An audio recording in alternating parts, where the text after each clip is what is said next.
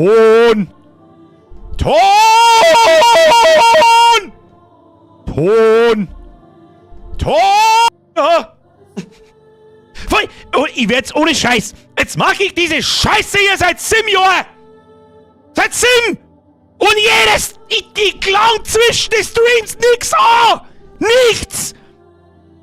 Und jetzt mal ist irgendwas am Ton im Arsch! Jetzt hört ihr Musi! Timmy Boy, grüß dich daheim zum zweiten Mal im Herzen dir!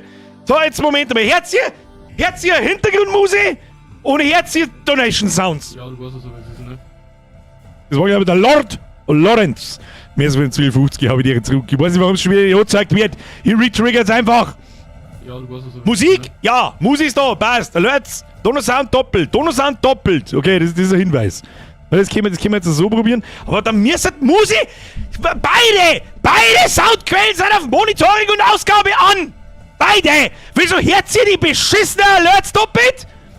Aber das muss ich nicht! Es macht so keinen Sinn, diese scheiß Audio-Rotze! Geht mir so auf den Sack! So, jetzt! Sounds alle da, Donnersounds nachhallen. Ein paar hören sie wenigstens. Was ich auch nicht gespannt habe am Montag, Alter, das müsst ihr mir sagen. Ich hab ab und zu ganz Zeit noch mal im Chat gelesen, so, leckt das bei euch ein bisschen. Und alle schreiben, nein. Hey, Freunde der Sonne! Freunde der Sonne! Dann habe ich mir selber den Stream mal angeschaut. Bei jedem Encounter, bei jedem Nahkampf, ruckelt bei euch das Beutel wie ein Hurensohn. Geh mit Sepp! Aus dem LKW. Arbeitswagen! Heute mal aus Regensburg. Hallo, schau her. Morgen bin ich bei Innsbruck. Wann bist du mal wieder in Nürnberg? Ich hab jetzt mit Nürnberg geredet, da bist du oft gewesen. Ja, Gerben, machen Sie es gemütlich in Ihrem Bums-Container. Kuss auf die Nuss, merci für den 5er. Flo, merci für 523 Let's Play Lemminge. Eines Tages kommt, sie versprichst. Ich mag's nicht versprechen, aber das hängt nicht so recht an mir. Es kommt. Eines Tages. Es ist so geil, ich kenne das, nichts macht man und trotzdem alles versteht. Es ist ja nichts versteht. Es steht ja da keine Einstellungen aber es funktioniert einfach mal anders. Jetzt hör ich selber Musik. Ich bin jetzt mal ganz stark. Ich bin immer ganz stark. Pass auf so. Da läuft momentan Blacksmith Master hat keinen Soundtrack, nicht? Da läuft im Hintergrund die Musik von Plague Tale. Hört ihr die Hintergrundmusik?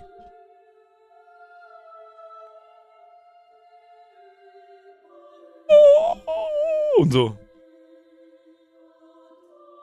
Musik leise da. Lea, das wollte ich lesen. Dono-Sounds auch nur einfach. Ich höre Dono-Sounds, ich höre Musik. Es ist genau so, wie es sein soll. Ich schwöre bei Gott, ich klang nix mehr an. Bis...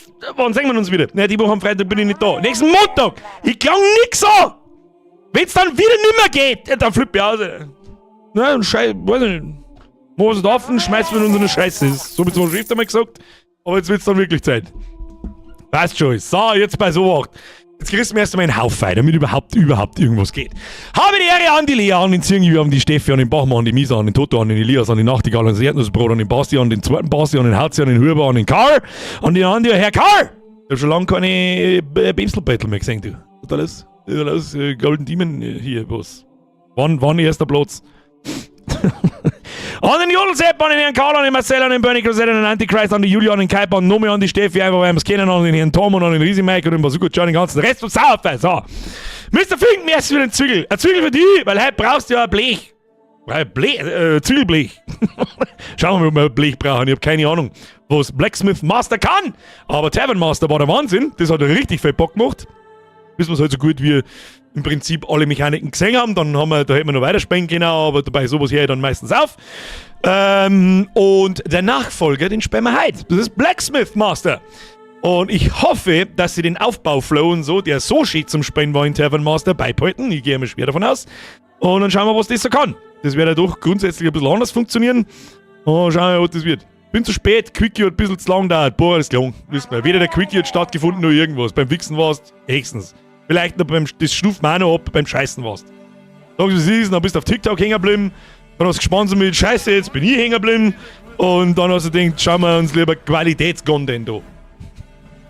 Ton ist ein Stadi! natürlich vorkommendes, vorwiegend anorganisches Material, das bei ausreichenden Wassergehalten generell plastisch verformbar ist und spröde wird, wenn es getrocknet oder gebrannt wird. Ich weiß, Stadi, hau ab. Wir waren das, hä? Sprenge is it you. Stadi, Sprenge ist gerade ist schmal. Merci dir. Claudia! Merci dir! Der 10 Monate! Wie, du singst das Lied jetzt wieder wie jetzt mal. Claudio! Du bist die einzige Liebe tut! Und der Herr Kloser auch! Herr Kloser! Welcome to the squad, Kuss auf die Nuss, ab in den Chat, aber der Herr Kloser, wenn ihr mitmacht, ist Jacqueline. So. Herr Danner, mir ist wie 70 Monate, gottverdammte Irre, jetzt entscheidet sie, ob ich das Spiel mal hole. Hashtag Medal. Eventuell, es ist noch in der Early Access, es ist ganz frisch veröffentlicht worden, ich glaube am 16., also letzte Woche irgendwann. Aber für das habt ihr mich, da schauen wir hinein und dann werden wir eine fachmännische Analyse durchführen, das sagte ich. Franzen, mehr als für 43 Monate. Ist ja gut, jetzt von hinten. Alles an Tönen da mittlerweile. Sehr gut. Ich hab das jetzt mal im Discord. Jedes Mal, wenn ich im Spätzle im Discord reden will, ist alles, und ich meine alles komplett beim Teufel. Da fällt mir komischerweise nur ganz selten was. OBS tut wirklich von Stream zu Stream, was es verdammt nochmal will. Weil ich darf mir es ja eingelassen, wenn ich die Mikrofone regelmäßig abstecke und einstecke und die neu indexiert werden oder was weiß ich und Windows dann nicht mehr checkt, dass es dasselbe Mikrofon vorher war und OBS dann rein. Aber ich klang ja nix an! Ich klang nix an! Was ist denn das? Fix! Ransom erst für 43 Monate. Mike mehr für 74 Monate. Hab ich nicht schön, dass es wieder losgeht. Ja, Zeit ist so ein. Schön, dass es wieder losgeht? Das hört sich. Heute ist aber so ein kleiner besonderer Tag. Heute ist. Schnauze jetzt, weil ich was zu verzeihen hab! Herr Dogner! Mehr als für 15 Monate!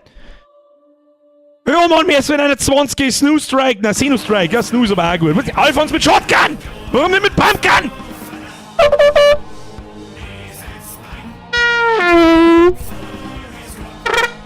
Wo hingeht? Phones! Heute Phones! Merci für die Mitgliedschaft. Welcome to the squad. Aber die Ehre! Ab in den Chat, aber die Phones. Timsen, merci. Schluss jetzt! Gut, sie fix! So, nur am Jammern die alten Leute, jetzt wird zerpimmelt. Ich bin mir nicht so hundertprozentig sicher, ob ihr wisst, was überhaupt los ist. Da eine, was ist denn mit manchen Leuten? Was ist mit manchen Leuten? Was soll ich das sagen? Lese ich irgendwo da vorher am Chat vorbeifahren, habe ich der miteinander, was wird heute gespielt? Ich weiß nicht, wie groß, dass man das scheiß Thumbnail noch machen muss. Und der Titel lässt sowieso keiner.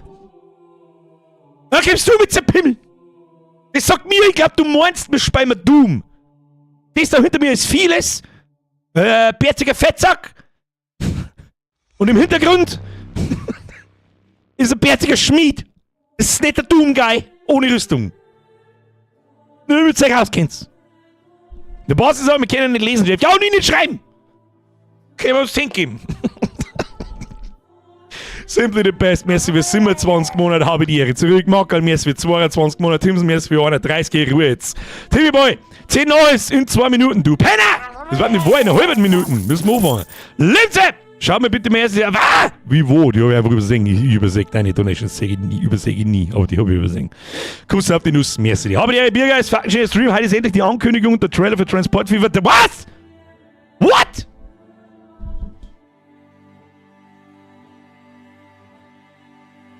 I have to look.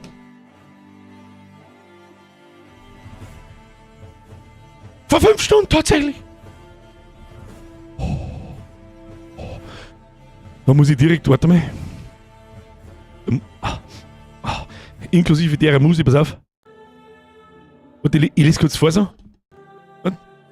Transport Fever 3. Announcement Trailer. Vor 5 Stunden. Und während ich das lese, kommt die Musik.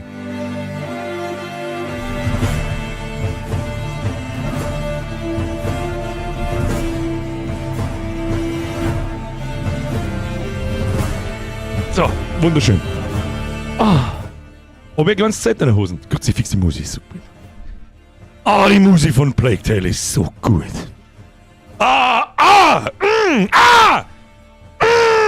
Erinnern Sie mich, nach dem Stream schauen wir uns den Announcement-Trailer noch. Der ist so bloß 1 Minuten 30 lang, aber ist ja wurscht. Selbstverständlich schauen wir uns den noch. Und wenn Transport Fever 3 kommt, wenn irgendjemand es wagt zu fragen, ob wir das spielen. Jetzt! So, jetzt spielen wir mir Schwarzschmiedmeister.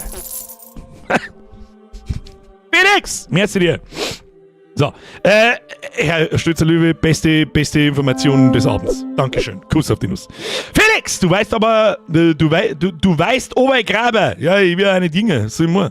Aber Kreis ist ein Schwanz, wenigstens kennst du es selber. Merci dir. Dockner, merci dir. Birger besenft incoming. Eventuell noch am Stream, ja, warum nicht. Aber für nur Minuten 30 Trailer ist das vielleicht ein wenig, da ist, glaube ich, Birger besenft ein bisschen zu viel. Aber was ist es? Timmy, spielen wir das. Timmy, halt dein Maul jetzt. Der Gurkel wird jetzt schnell Mitglied noch schnell. Warum denn das? Fangen wir jetzt an, oder was ist denn jetzt da? Jetzt gar Ruhe mit einer Scheiße.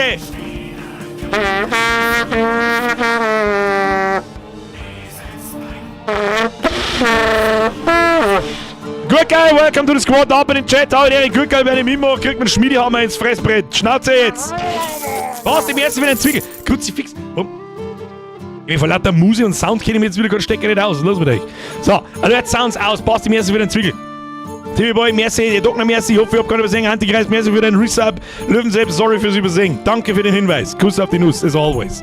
So, wo haben wir? Da haben wir. Musik ist ein wenig lauter. Sag gut, sag gut.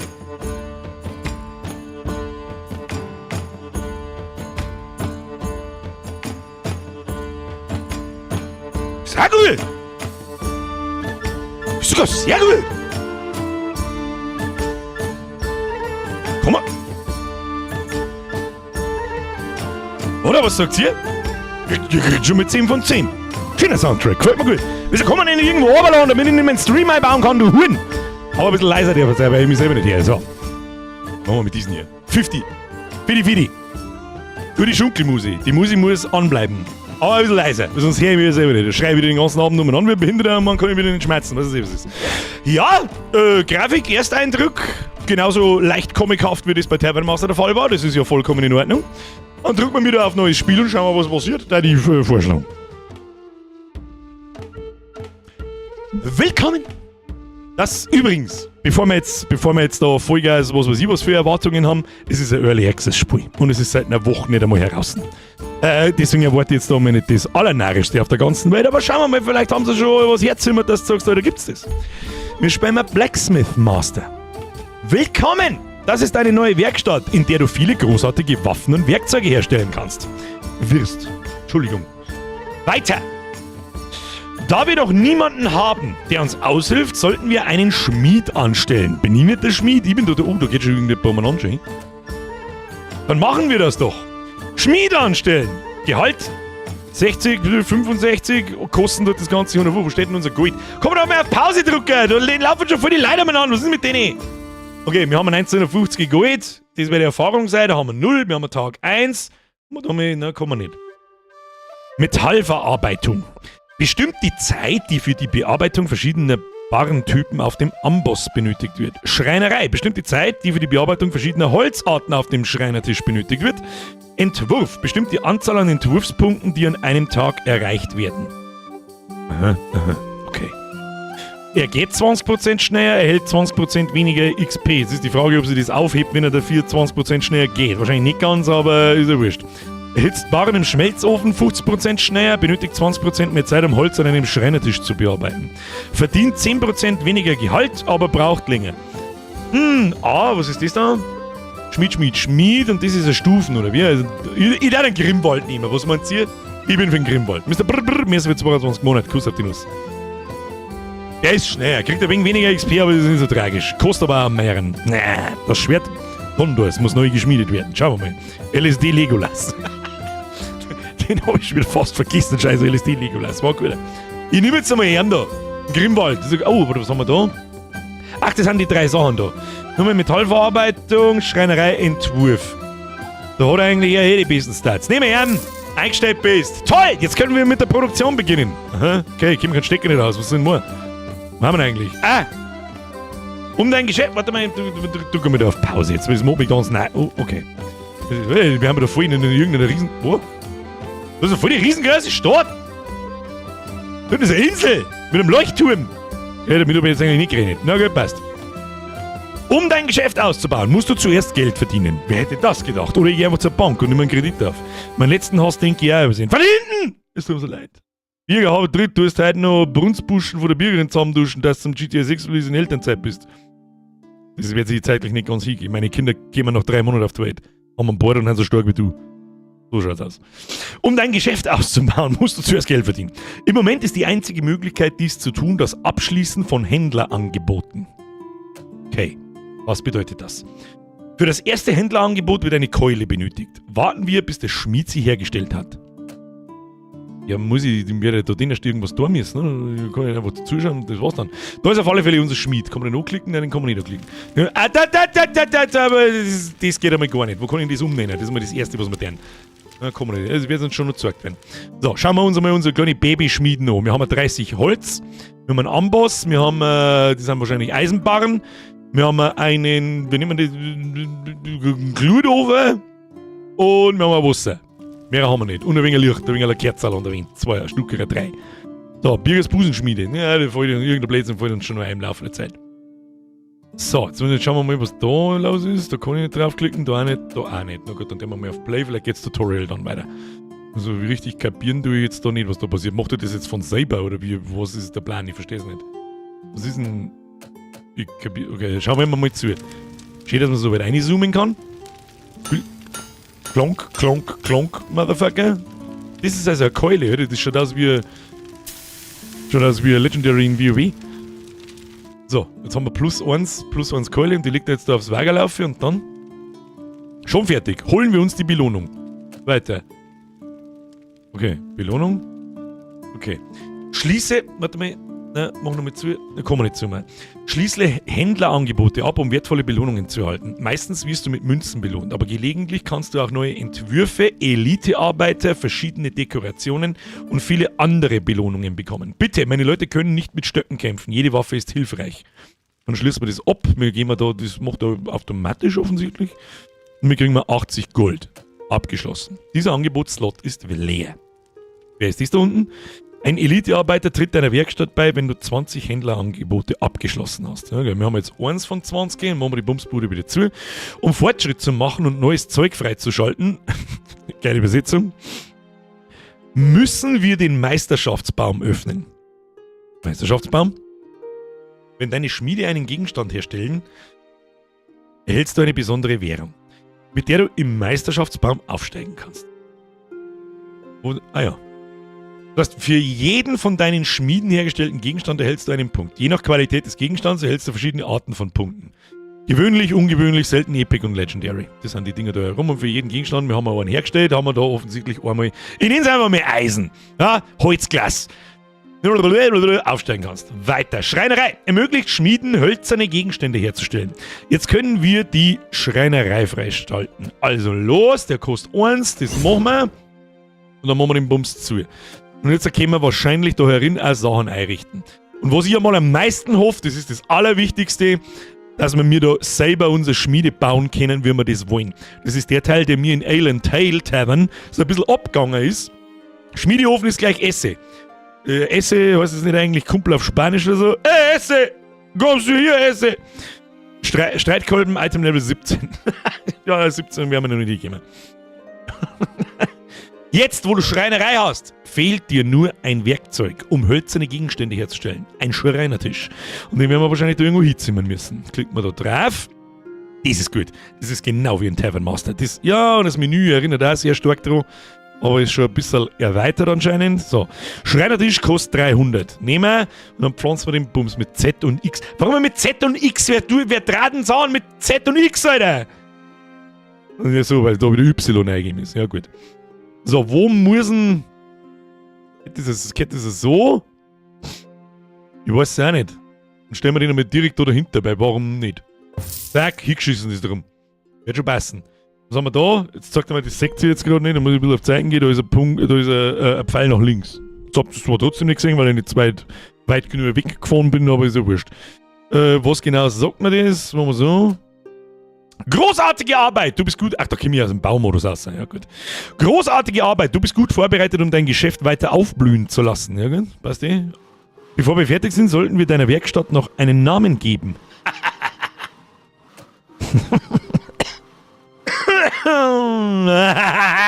Farbe Easy Katka. Name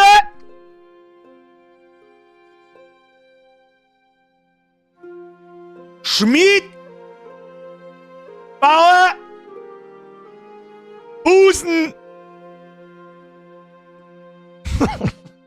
Eigentlich kann man es so schon lassen. Busen... Bude ist... Nein, Bude haben wir schon gehabt. Busen... Oder wir nehmen es Schmidbauers... Senf...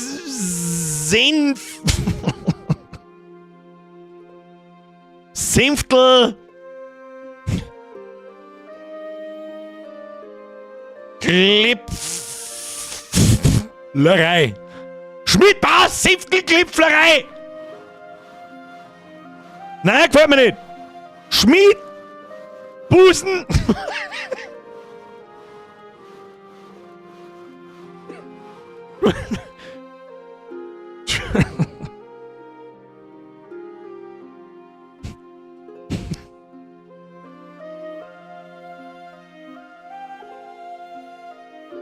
Free! So, sehr schön. Free Schmiedbusen! Wer da nicht kennt, ist selber schuld!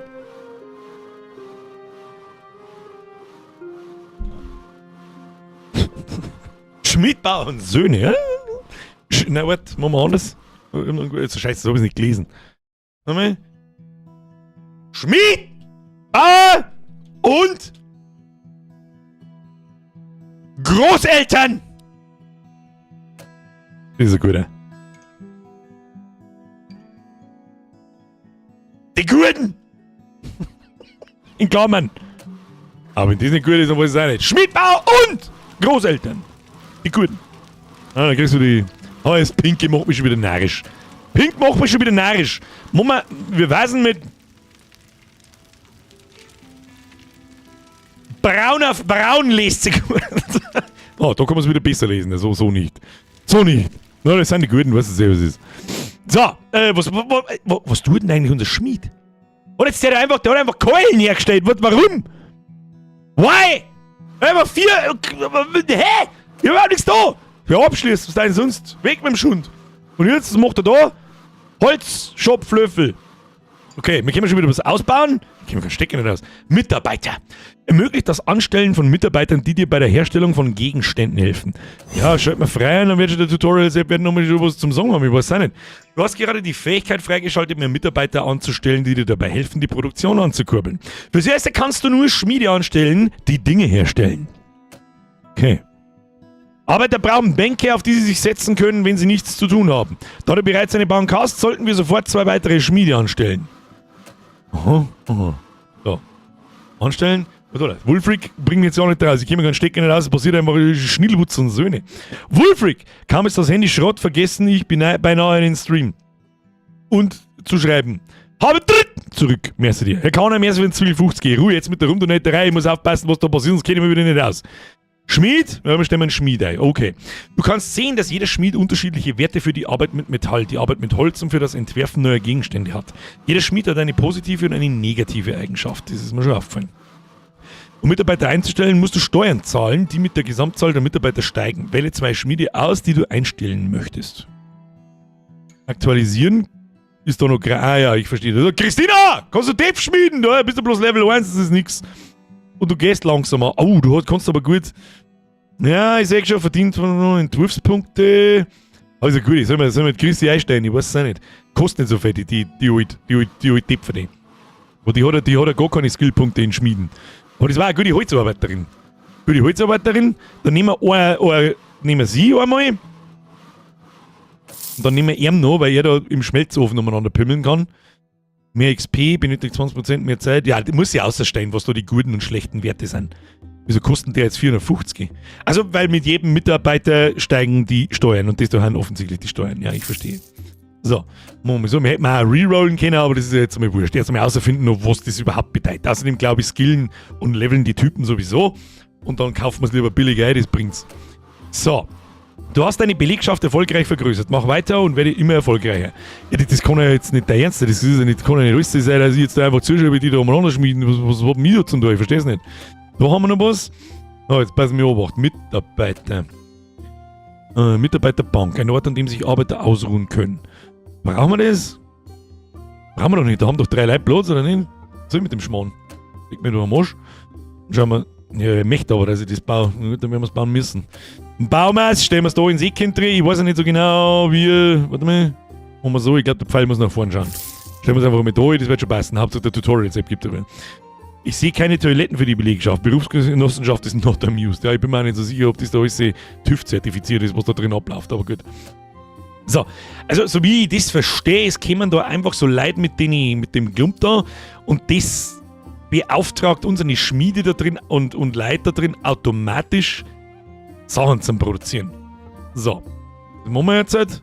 Abgeschlossen, passt. Dieser Angebotslot ist leer. Und dann muss ich so auswählen. Ach so! Und dann kann ich mir Aufträge holen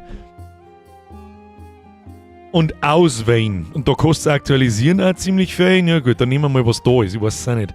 Eisenkelch. Wir haben eigentlich, ich bin stets auf der Suche nach ein paar feinen Kochutensilien. Ja, wer kocht denn am Eisenkelch, du Trottel? Aber du gibst am meisten Geld, den nehmen wir.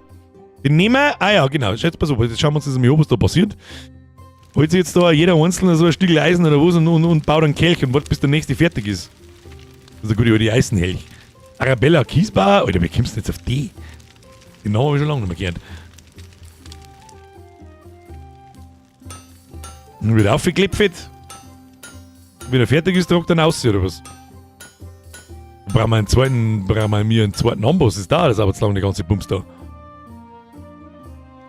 Und was ich da auch sage ist, nehmen wir gleich noch einen. Haben wir zweimal im Krug, Küchenmesser, zweimal Tomahawk, 150, zweimal Küchenmesser, verbraucht genauso viel, also es verbraucht genauso viel Materialien und bringt dann auch genauso viel, aber wenn man 2 nimmt, also wenn 2 in einem Auftrag drin sind, kriegt man 10 extra Gold, also bei da kostet ein drum nämlich bloß 70, das darum kostet auch bloß 130, dann nehmen wir natürlich das da. Und dann nehmen wir noch die 2 Messer für 150. Alles sondern ich mache da direkt keinen Sinn nicht.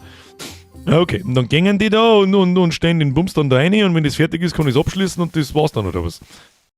Gut, da hält sich jetzt die Spannung noch einmal ein bisschen in Grenzen, muss ich sagen. Aber schauen wir mal, wie es weitergeht. Was ist eigentlich das da? Holzkeule, Holzschaufel, was ist das? Entwürfe, Knüppel. Was passiert, wenn ich... Gegenstandsinfo. Eisenbarren, was kann ich da machen? Im Lager haben wir 42. Ja, was ist das da? Ein neuer Entwurf. Langbogen. Fleischermesser, Metallschaufel, nicht verfügbar. Ach du heilige Scheiße. Ach du Scheiße. Okay. Also es gibt auf. Okay. Ja, ich glaube, so im Hinterkopf kann ich es mir schon grob denken, was das soll. Aber gut, machen wir mal weiter, machen wir mal die Aufträge da unten fertig. Hüpp, abgeschlossen.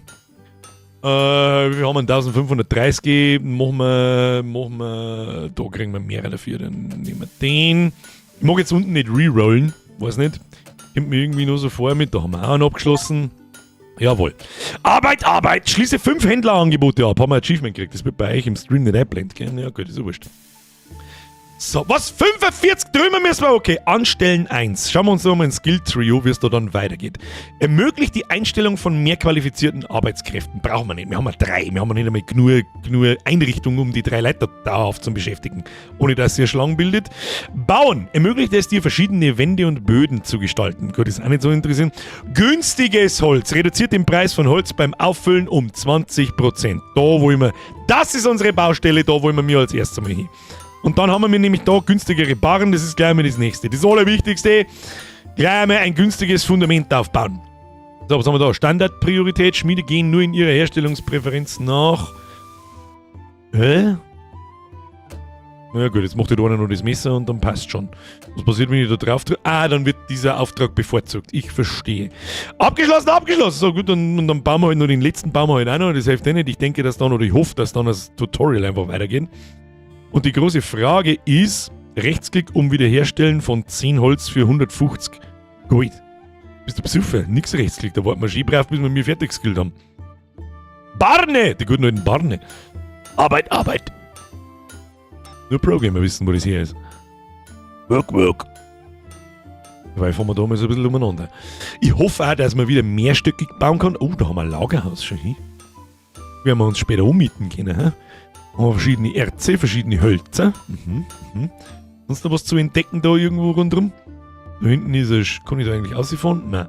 Oder hinten? Das Willen, was ist denn jetzt? Tageszusammenfassung! Wir haben ein minus 50 Gold gemacht, das war offensichtlich ja nix. Aber wir haben einen Haufen Leute eingestellt, das war ziemlich teuer mit 900 Gold. Gesamtes Einkommen 1200, gesamte Ausgaben minus 1250, tippitoppi. Gegenstände, da sieht man wahrscheinlich eine Übersicht, was wir so gebaut haben. Jawohl, Ressourcen, da steht jetzt nichts. Steht wahrscheinlich dann nur, wenn wir Sachen kaufen. Na gut, Tag zu Ende, neuen Tag beginnen. Nö, das tun wir noch nicht. Jetzt warte mal, was wir da... Wie können wir das da ja noch abschließen? Zack, und dann hoffe ich natürlich, dass am nächsten Tag wieder neue Angebote da sind. Schauen wir, was passiert. So, neuer Tag. Neuer Tag, sitzen sie drin. Müssen die einmal was essen? Tipp, du kannst die Kontrolle über einen beliebigen Schmied übernehmen und aus der Third-Person-Perspektive spielen. Aha, jetzt kommen wir es auf einmal doch. Jetzt seid ihr schon her. Ja, jetzt können wir der Sache schon nicht. Stufenaufstiegsstrategie. Manuell. Höchste Fähigkeit zuerst. Alle Fähigkeiten gleich. Kein Stufenaufstieg. Das ist sehr gut. Die Typen leveln mit. Du hast übrigens auch Christiana. Die nehmen wir gleich einmal. Christel mit. So. Oh, also ich weiß, was wir tun. So, schön. Pass auf. Jetzt geiert mir Donations aus. Herr Geier! Du bist der Erste. Du bist unser erster Schmied schon, ja? Jetzt werden wahrscheinlich alle anderen lästig. So. Geier! Du bist jetzt auch dabei. Die kann man ja voll geil... Die kann man ja... Bruder, die kann man voll geil editieren!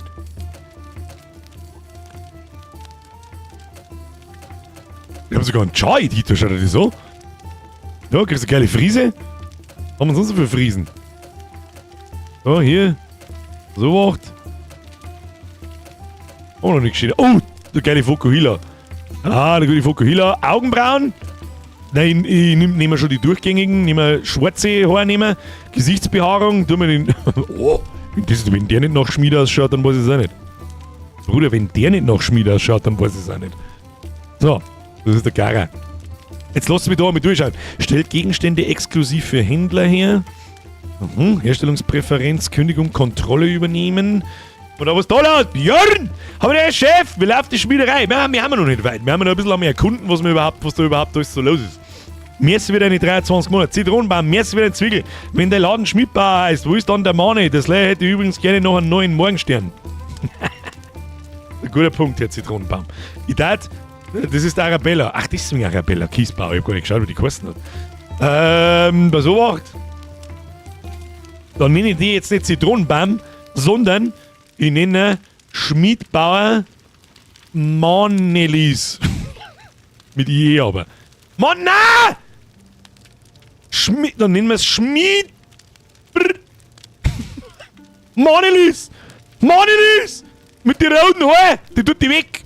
Kein Weiß! Ich hab noch nie Sonnenlicht gesehen. So, was haben wir da? Augenbrauen? Ja, dann nehmen wir. Oh, da ist ein Kattenaugenbrauen, das ist ein guter. Frisur? Ja, Platte. Ist Manelis eine Platte, die? Manelis! So, passt. So, was können wir jetzt da alles einstellen? Ändern. Für Händler herstellen, für Gestelle herstellen, Entwurf Handelsrouten. Okay, da gibt es einiges. Und dann haben wir da Präferenzen. Am teuersten zuerst, am günstigsten zuerst, am komplexesten zuerst, am einfachsten zuerst Metallgegenstände, Holzgegenstände. Ich glaube, dass wir am Anfang vielleicht einmal unterscheiden sollten, einfach nur mal zwischen Metall und Holz. Er erhitzt Waren im Schmelzofen 50% schneller, du machst einmal nur Metallgegenstände. Ob das jetzt schon Sinn macht, das einzuteilen, das weiß ich nicht. Schmied, brr. Nein, du brauchst unbedingt Haar. Du brauchst unbedingt Haar, weil ich die mit der Platte nicht kenne. Immer die zusammengewachsene... Wie? Frauen haben keine zusammengewachsenen Augenbrauen, das brauchst du mir nicht erklären. Ihr seid doch die es wegrasieren und dann hier tätowieren lassen. Das ist wieder aber die dümmste Scheiße, die ich jemals gehört habe. Wer macht denn sowas? Hey, voll die gute Idee. Ja, wo ist denn? Ja, rasieren wir mal meine Augenbrauen weg. Ja, und jetzt machen wir es wieder hin. Oder muss ich jetzt mal wieder hin und tätowieren wir es halt hin. Und wenn es irgendwann nicht mehr gefällt, ja, dann bist du ein Depp. Herzlichen Glückwunsch. Nehmen wir so, die schaut immer ein bisschen würdig. Da ist das. Ja, alle haben einen Fokuhila. Alle haben den Fokuhila, du. Was ist das da? Schmied. Und das alles Schmiede? Schon, gell? Ja. Gara, was mit dir? Was tust du? Du gehst 20% schneller. Du kriegst keine Präferenz, du machst ein bisschen was von allem. Das hätte ich jetzt vorgeschlagen gehabt. Und sie benötigt 20% weniger Zeit, um Holz an einem Schreinertisch zu bearbeiten. Dann lassen wir sie Holzgegenstände machen. So, der ganze Tag ist schon wieder vorbei. Wir sollten mal Aufträge annehmen, glaube ich. So, oh!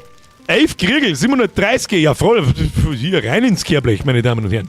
Und dann machen wir gleich noch 8 Keulen oder 10, ja, lass mich kurz mal ausrechnen, kann ich auf die Schnelle nicht ausrechnen, verdammte Axt. Apropos verdammte Axt, das schaut doch auch ganz gut aus. Haben wir überhaupt so viel Eisen? Ich weiß es nicht. Die nehmen 13 Hacken, los, und dann nehmen wir noch 8 Keulen. Die nehmen wir. So, rein ins Kehrblech, Freunde der Sonne. Wie viel Geld haben wir? 1826. Tipp, du kannst Kontrolle über einen, das tun wir jetzt einmal. Ja, Kontrolle übernehmen. Dieser Arbeiter ist beschäftigt. Wenn du die Kontrolle übernimmst, wird er seine Tätigkeit unterbrechen. Möchtest du fortfahren? Nein, natürlich nicht. Ich konnte einfach, hoppala, das war falsch, Kontrolle übernehmen. Ja, tu mich abbrechen. So, kann ich, ach so! Alter, das ist ja geil. Kann ich jetzt da selber mal noch... Was wollten die bauen? C. Ich baue jetzt, oh, da können wir was bauen. Was will man bauen?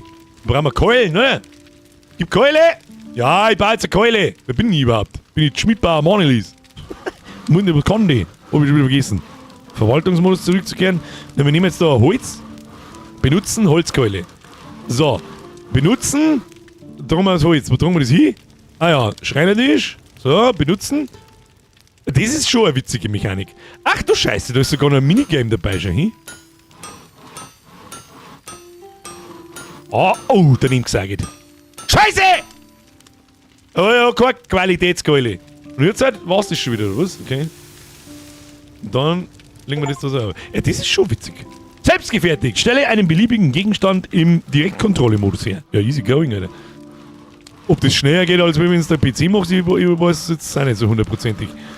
Machen wir jetzt mal so, stellen wir halt nur eine Keule her. Was hat man sonst im Leben drin? Machen wir so. Ja, wunderschön. Ja. Ja. Wird da die Qualität wird die besser, wenn ich alle triff, oder? Weiß man nicht, ja? Aber ich hab alle getroffen. Ja, das war perfekt! Schau. Das ist jetzt ein bisschen eine Quali, oder? Wie schaut das aus? Drücke um ihn halt herzustellen. Und das ja, wenn wir nochmal eine Keule herstellen, was darf man sonst? Immer das Ding? Ja, tu dir jetzt mal da mit einem umeinander sagen, du Penner. Du weißt nicht, wenn du mal Metallgeschichten herstellst. Eine Sagel ins Viech! Ja gut, seien wir uns ehrlich, das wird man nicht oft tun. Seien wir uns ehrlich, das ist ein nettes Feature, aber ich glaube nicht, dass man das oft tun wird. Weil irgendwie...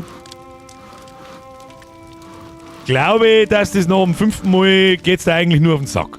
So, aus jetzt da kann ich ja... mit Shift kann ich ja sprinten, schon. Dann kann man den Skill wieder ausgleichen. So, jetzt gehen wir da mal wieder aus. Das machst du jetzt schön brav selber. Die Frage ist, was... Oh, wir haben was zum Skillen. 29. Einen Gegenstand brauchen wir noch, dann kriegen wir günstiges Holz. Dann können wir mal Holz nachkaufen. So sieht das aus nämlich. 4 von 11, 6 von 8. Müssen wir noch mehr Keulen machen. Wieso mochten Sie eigentlich Metallgegenstände? Ach, weil wir es ja gesagt haben. Herzlichen Glückwunsch.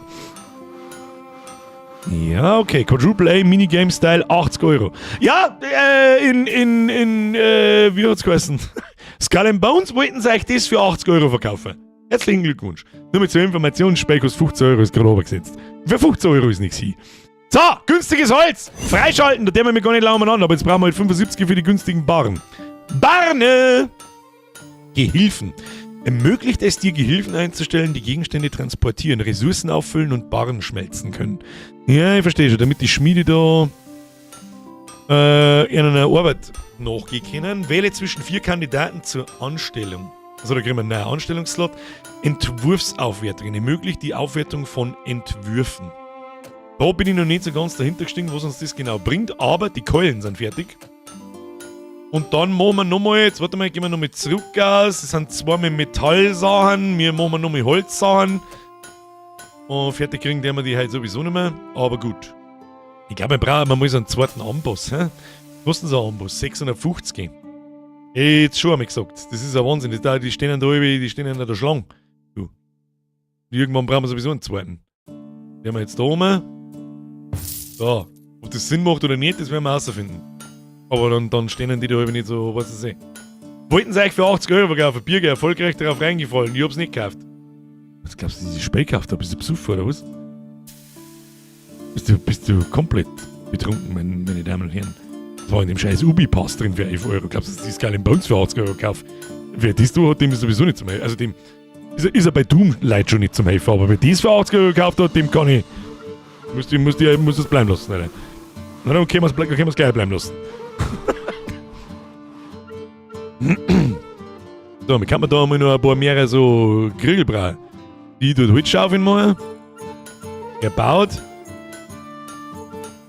Das ist ja eine sogenannte Esse, hat's geheißen. Schauen wir mal, ob das auch das ist der Schmelzofen.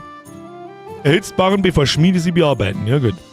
Ist fast der Timeout wert, lul. Das ist richtig. Richtig. Kurzer Timeout, was es ist. Der E-Karten. Ah, scheiße, ich hab das scheiß Meme noch nicht drin. So, jetzt schmiede mal den scheiß Dings da fertig. Das ist ein Wahnsinn mit dir. Du weißt, was ich hier tue? Ich tue jetzt eine Hacke machen. Kontrolle übernehmen. Ja, ich mache jetzt eine Hacke. Wo ist Hacke? Da ist eine Hacke. Tomahawk benutzen.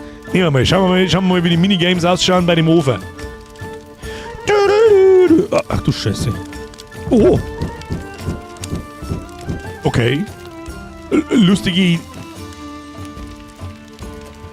Idee, ob es das braucht, weiß ich nicht. Schauen wir mal, was das ist. Ach du Scheiße, drücken, um Hammer zu verwenden. Ja. Ja. Ich bin perfekt! Ah! Perfection, meine Damen und Herren. Tag zu Ende. Einige Arbeiter sind noch beschäftigt. Ja, dann lassen wir es halt wirkeln. Oh, shit, warte, ich muss... Ja, da ist ja so wie die jetzt Hagel auf dein Holzwagel um. Oh, scheiße, ist abgegoogelt, scheiße. Willkommen bei Schmidbauer und Großeltern. Da müssen wir mir her. So, eine mit dem Bums. Da, jetzt aber. Und ich soll mit Sassi buchten. Da, haben wir's schon. Da sind Leute noch beschäftigt. Wie ist jetzt das? Läuft jetzt der Zeit weiter? Oder schmieden wir mir weiter? Oder was tun wir mir da? Versteh ich nicht. Ich geh jetzt da mal raus. Na, jetzt bin's nicht mehr. Feierabend. Das Lied hat etwas von Faun. Tanzt mit mir. Das kenn ich nicht. Ich kenn Faun, aber ich kenn die Lieder nicht. Ja gut, müssen wir den Tag beenden oder müssen wir sofort weiter? Hab schon gespannt. So, hier, Grill weg. Nein, was? Warum? Diese Punkte erhältst du, wenn Schmiedegegenstände mit gewöhnlicher Qualität herstellen. Dieser Händler bietet zwar weniger Münzen, aber dafür etwas anderes als Entschädigung an. Ach so. Münzen haben wir eigentlich genug. Ich bin mir nicht sicher, ob wir noch auf die Schnelle was brauchen. Aber da gibt's für 10 Barren gibt's 850. Ja, nehmen wir das, also wurscht. Mehr Punkte, mehr gut. Dann brauchen wir das günstige Barren so schnell wie es geht.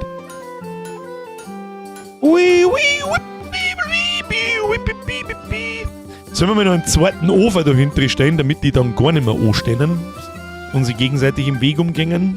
Weiß es nicht. So, wir kommen in den Baum. Ah, da kann man einfach in den Baumodus eingehen. Mein innerer Monk zuckt nämlich schon die ganze Zeit. Das sage ich dir, wie es ist. Das geht einmal daher, das geht daher und daher. Und dann schaut das für mich schon mal besser aus. So, das Lager. Jetzt warte mal. Jetzt muss ich gleich mal ganz anders zusammenbauen da. Gleich mal ganz anders zusammenbaut da. Das gefällt mir alles überhaupt nicht. Wichtig, wie die Schmiede eingerichtet ist. Du weißt, dass wie es ist. So, dann machen wir es so. Dann haben wir das da ins Eck rein, das haben wir da ins Eck rein, da ist das Lager. Und dann haben wir das ein bisschen da oben. Dieses Objekt wird gerade benutzt, ja gut, das macht Sinn. Dann stellen wir die zwei Ambosse da mitten in den... Was ist die Mehrzahl von Ambosse? Ambosse, Ambösse, Ambüssen, Ambüssinessen, Amben, Ambnen, Ambusen. Weiß ich nicht. Ambi, ich bin auch für Ambi. Bambi ist Ambi... Busen. Bambis. Ambussi. Ambossi. Ambonen. Ambonen gefällt mir sehr gut. Ambonen gefällt mir sehr gut. Wie schaut denn der Schmiede aus? Da ist alles Ambonen. Was? Weiter. Wo sind wir? Schreinerei. Brauchen wir einen zweiten Ofen? Eigentlich schaut es momentan nicht danach aus. Eigentlich, jetzt lassen wir sich einmal fertig werken da. Aber den hätte ich gerne da zentral in der Mitte drin, damit mein innerer Monk nicht im Dreieck springt. Und eigentlich gehört das da... oh. Holzstapel-Info. Aller Anfang! Stelle 50 Gegenstände her. Nice Achievement gekriegt. Easy going. Gehen wir nochmal in den Baumodus. Was wir da tun, das machen wir so. Oder so. Das stellen wir da ins Eck rein. Stellen wir das da ins Eck rein, stellen wir es da her und stellen wir da den zweiten Ofen her. Und eigentlich kehren unser Holzbums. Es stellt sich nur außer, ob man später, ich gehe mal schwer davon aus, für Gegenstände mehrerer verschiedene Ressourcen braucht, aber momentan können wir das alles so da hinstellen, dann schaut doch das ganz vernünftig aus. Da hinten vielleicht, da hier vielleicht, da daneben vielleicht. Nein, aber ganz eine gute Idee. Jetzt passen Sie mir auch, du. Ja, es wird gerade wieder verwendet. Huren. Geht eher daher, lassen wir es mal fertig bauen. Gehen wir mir in den Mode. Machen wir so, machen wir so, machen wir so, so und so. Jetzt, Mann, hat der Hand und ein Fuß. Ja, hat er gleich den Weg wieder daher gefunden, obwohl wir es umgebaut haben. Sehr gut, da ist mitdenkt worden. Am Bosse ist tatsächlich richtig, nein, am Boden. Am Bohnen. Am Bohnen. Ich darf ja die Laufwege maximal verkürzen. Herr Proxy, ja, das halt Sinn machen. Aber schön ist es nicht.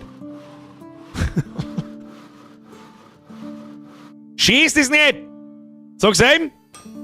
Aber grundsätzlich hast du schon recht.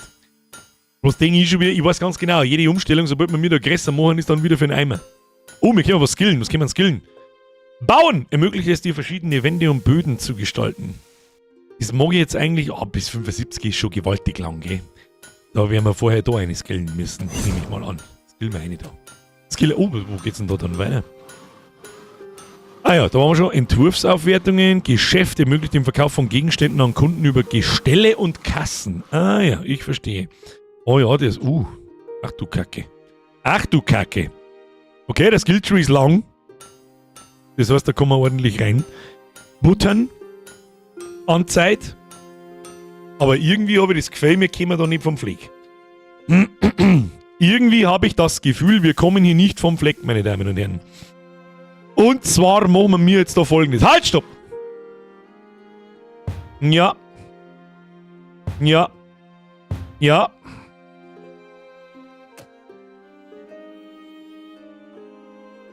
Ja. Besser. Besser. Ein Amboss, zwei Ambossi, mehrere Bohnen.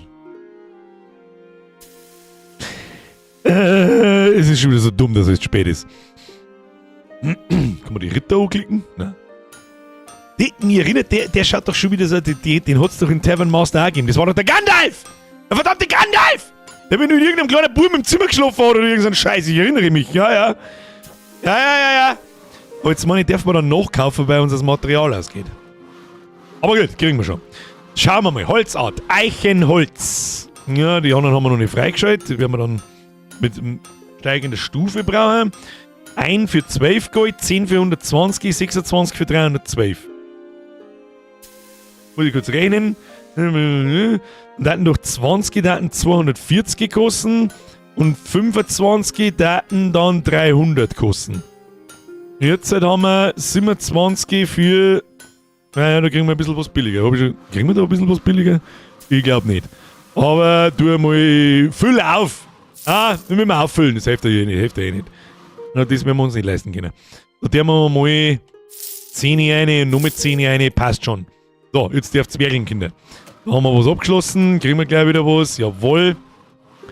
14, was haben wir für Aufträge drin? Einmal Holz, einmal Metall, dann wir haben 2 Metallbauer, nehmen wir einen Metallbauer. 14.040, dann nehmen wir 14 Kelche. Ich bin für 14 Kelche. Nimm 14 Kelche. Wir nehmen, was wir kriegen können, so schaut's aus. So, schauen wir eher einmal zu. Haben die sowas wie XP-Leisten oder so? Ah ja, da. Ja, da bin ich immer ein Freund von einem Prozentbalken, damit man sieht, wie weit das man ist. Aber das geht ja so dabei auch. Stufenaufstieg, lalelu. Mal nochmal lesen, was das kann. So, Metallverarbeitung. Bestimmte Zeit, die für die Bearbeitung verschiedener Barrentypen auf dem Amboss benötigt wird, die ist wahrscheinlich zum Holz herrichten. Und das habe ich mit den Entwurfspunkten, das habe ich noch nicht so ganz am Rissen. Bestimmt die Anzahl an Entwurfspunkten, die an einem Tag erreicht werden. Das heißt, 12.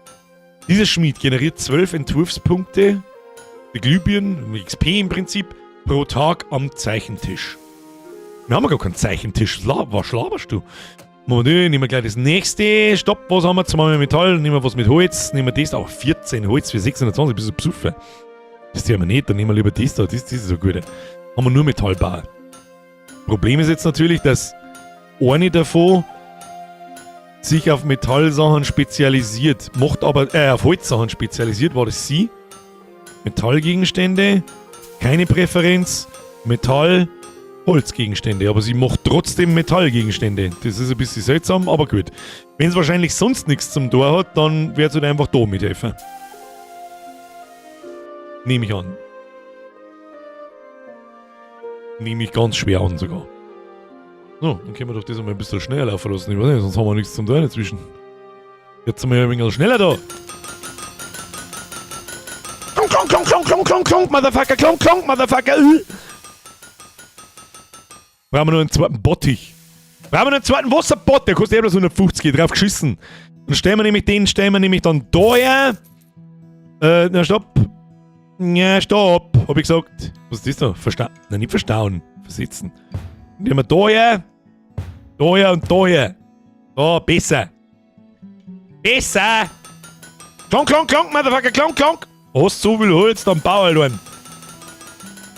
Was soll ich bauen? Ich glaube, ich kann noch gar keinen bauen. Wir haben das noch nicht. Da ist eine Werkbank. Wird verwendet, um einzelne Teile zu fertigen Gegenständen zusammenzusetzen. Das ist noch gesperrt, aber mir wird ja kein Hinweis geben, wie wir das machen. Was man aber jetzt einmal machen kann, ist Folgendes. Es ist der grandiose Baumodus, den es auch schon in Tavern Master gegeben hat. Dann kannst du da nämlich richtig schöne Sachen basteln. Das basteln wir ab. Was haben wir da? Das sind Gegenstände, Lager, da ist noch nirgendwo was freigeschaltet. Was ist denn da? Küchengestell. Stellt Utensilien und Töpfereiwaren aus, die deine Kunden kann. Ich kann mir da mein Geschäft einrichten. Ja, das ist ja nur noch geil, ne? Dekorationen. Bringt das was? Dekorative Pflanzen, die den Raum freundlicher machen. Das hat in Tavern Master hat das noch was ausgemacht, wenn mich nicht alles täuscht. Dann haben wir Lichter, Treppen, man kann mehrstöckig bauen, nice. Und was haben wir da noch? Ein lagert Barren, die verarbeitet werden können. Ja, das brauchen wir alles nicht. Was ist das da? Ja, der gute alte Teppich. Ich glaube, dass wir noch keine 500 oder 250 Gold übrig haben für Teppich. Wir brauchen ein kistiges Kistengestell. Aber wo ist denn ein kistiges Kistengestell? Wie schaltet man die Sachen frei? Schmelzhütten. Töpferei, Schmuck. Amboss. Da haben wir noch Schleifstein, schärft Waffen für maximale Effizienz. Da haben wir noch Handelsroutenkiste, lagert hergestellte Gegenstände exklusiv für Handelsrouten. Lagert hergestellte Gegenstände. Was haben wir da noch? Edelsteinlager. Ja, dann werden wir wahrscheinlich da errunden. Nehme ich mal an, günstige Barren, zusätzlicher Karren. Du erhältst einen weiteren Slot für einen Händler da. Das ist gar nicht schlecht da, aber kostet echt viel. Gehilfen. Ermöglicht es dir, Gehilfen einzustellen, die Gegenstände transportieren, Ressourcen auffüllen und Barren schmelzen können. Ne, dann geht alles ein bisschen schneller. Ich glaube, dass wir, da brauchen wir aber über 100 Teile freigeschaltet. Naja gut, anstellen. 1. Ermöglicht die Einstellung von mehr qualifizierten Arbeitskräften. Wir haben was abgeschlossen. Nehmen wir gleich wieder das rein, lassen wir eine wieder Holz arbeiten, damit sich das ein bisschen aufteilt und da sich keiner in die Quere kommt. Sehr gut. Das habe ich noch nicht so ganz verstanden. Was zur Teufel soll das? Was soll das sein? Verstehe ich nicht. Das, gut, vielleicht wird es uns noch erklärt. Zeichentisch, wo? Ja, das ist ein bisschen ein Problem. Zeichentisch, ich sehe da generell nämlich auch keinen Zeichentisch nicht. Doch, da! Ah! Zeichentisch! Damit generieren Schmiedeentwurfspunkte, die zum Aufwerten von Entwürfen verwendet werden. Und ich nehme mal dann schwer an, wenn wir mir zum Beispiel, können wir dann die Keule da aufwerten und die braucht dann wahrscheinlich mehr Ressourcen und dauert länger, aber sie gibt uns halt die nächste Stufe an Punkten. Da sind wir aber, glaube ich, noch lang. Was ist denn das da? Klicke und ziehe den Cursor über die Möbel, um sie einzufärben. Wähle die Farbe unten. Blau! Einfärben abschließen. Ich hab noch gar keine Möbel. Ich hab noch gar keine Möbel! Ja, dann hilft's nicht. So, lass arbeiten. Passt schon. Ist das blau? Können wir, das darf mich jetzt interessieren, Schmied. Können wir da einfach nur mal jemanden anstellen? Alan!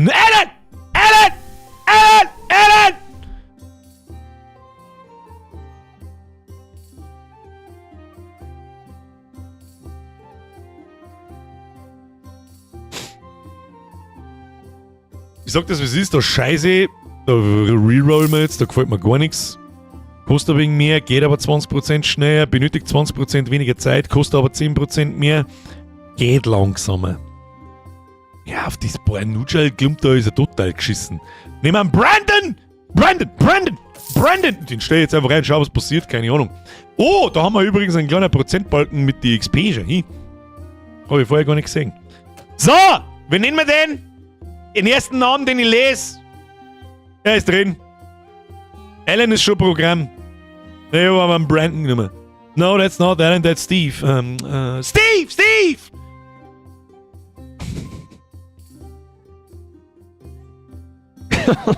Wir brauchen wieder Alana rückwärts. Effi, da hast du absolut recht. Wir nennen aber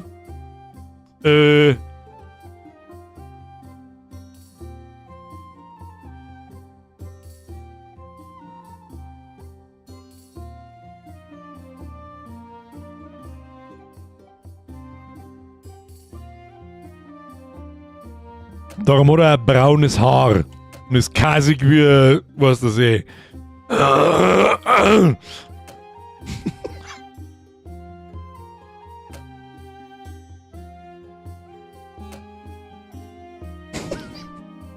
Steffi, die einzige, die es gecheckt hat, ich weiß nicht. Der Tag schon wieder gut, aber heute haben wir Plus gemacht, und zwar fett schon, plus 495. Easy going, Tag zu Ende. Was geht's? Nächster Tag. Den haben wir gar nicht lange umeinander. Wir haben jetzt 2 Bänke, eigentlich können wir ja nochmal 2 Schmiede einstellen und geht alles nur ein wenig schneller. Hoffe ich zumindest, keine Ahnung. Jetzt, ich hätte jetzt mal gesagt gehabt, dann gehört er eigentlich auch mal ausgebaut. Da nur ein Schmiede, aber es eh wurscht ist, her mit dem Schund. Was haben wir da? Petronilla, das hört sich gut an. Was haben wir da? Kriegt nicht so viel XP, aber verdient 20% schneller Entwurfspunkte. Also sicher nicht haben wir noch gar nicht. Die nehmen wir mit. Her mit dem Schund! Eine mit! Was haben wir da für einen Namen? Philomena!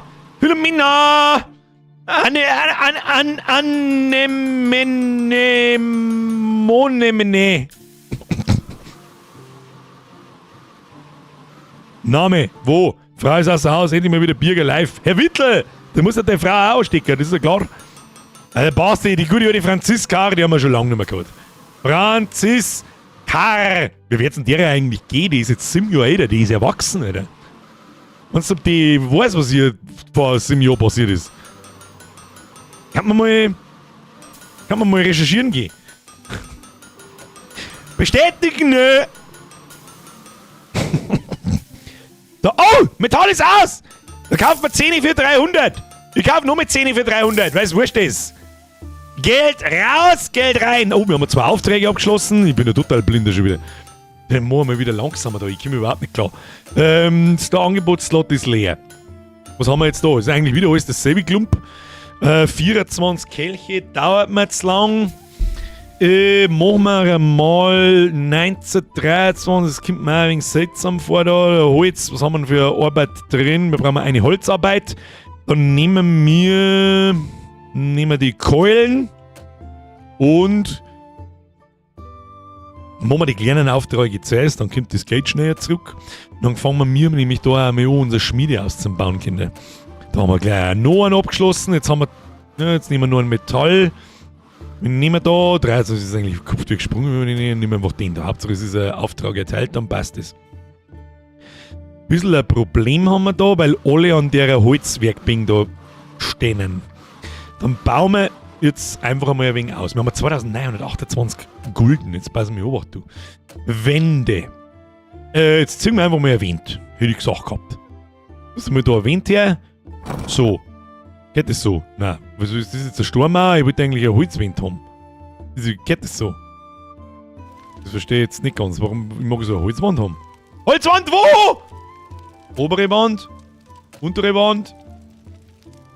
Boden. Haben wir auch nicht. Und wieder keine normale Holzwand, so wie wir es schon haben. Das da möchte ich sagen. Machen wir so. Ja, ist ja wurscht. Über die Einrichtung können wir uns, oder ist das bloß der. Ist das quasi bloß die Textur? Verstehe ich das richtig? Was ist denn eigentlich da damit? Kostet das nichts oder was? Achso, dann kann man da Tiere einbauen. Ja, ich erinnere mich schon langsam wieder. Passt schon. Machen wir gleich mit doppelt so groß. Bauen wir da hinten rein. Bauen wir so her. Jawohl.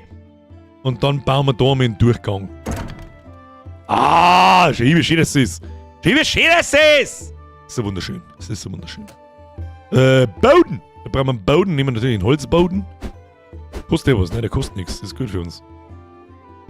Was haben wir da? Das ist Stein, machen wir übrig. Ja, wobei, die Schmiede muss schon, die Schmiede, da haben wir schon wieder so weit. Jetzt verpimmelt die jetzt da wieder ohne Ende Zeit. Da, Brandschutzgefahr! Brandschutz! Meine Damen und Herren, Brandschutz!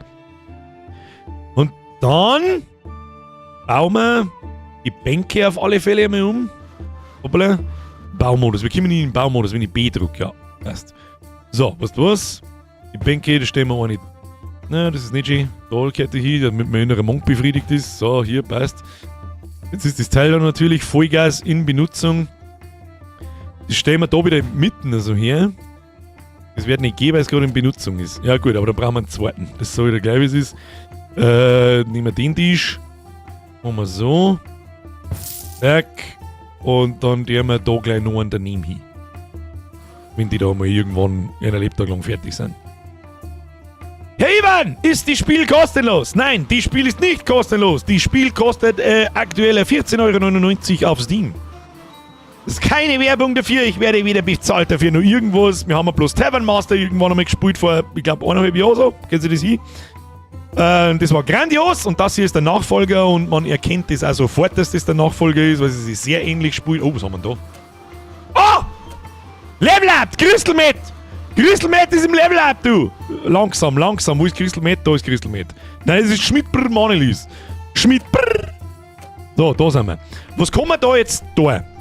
Sie ist unser Holz-Tusneller und jetzt kann man da eine leveln. Sehe ich das richtig?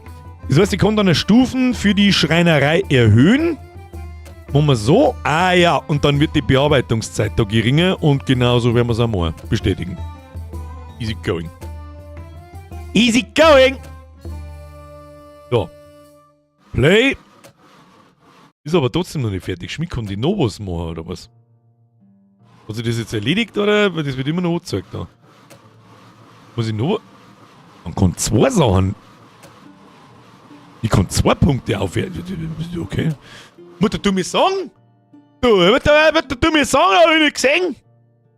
Ja. Haben wir auch schon wieder einen Haufen Geld. Können wir uns aufhören wie die total narrischen. Jetzt passen wir auf. Jetzt zeige ich sie da schon wieder umeinander, das Rindviech. Was soll ich machen?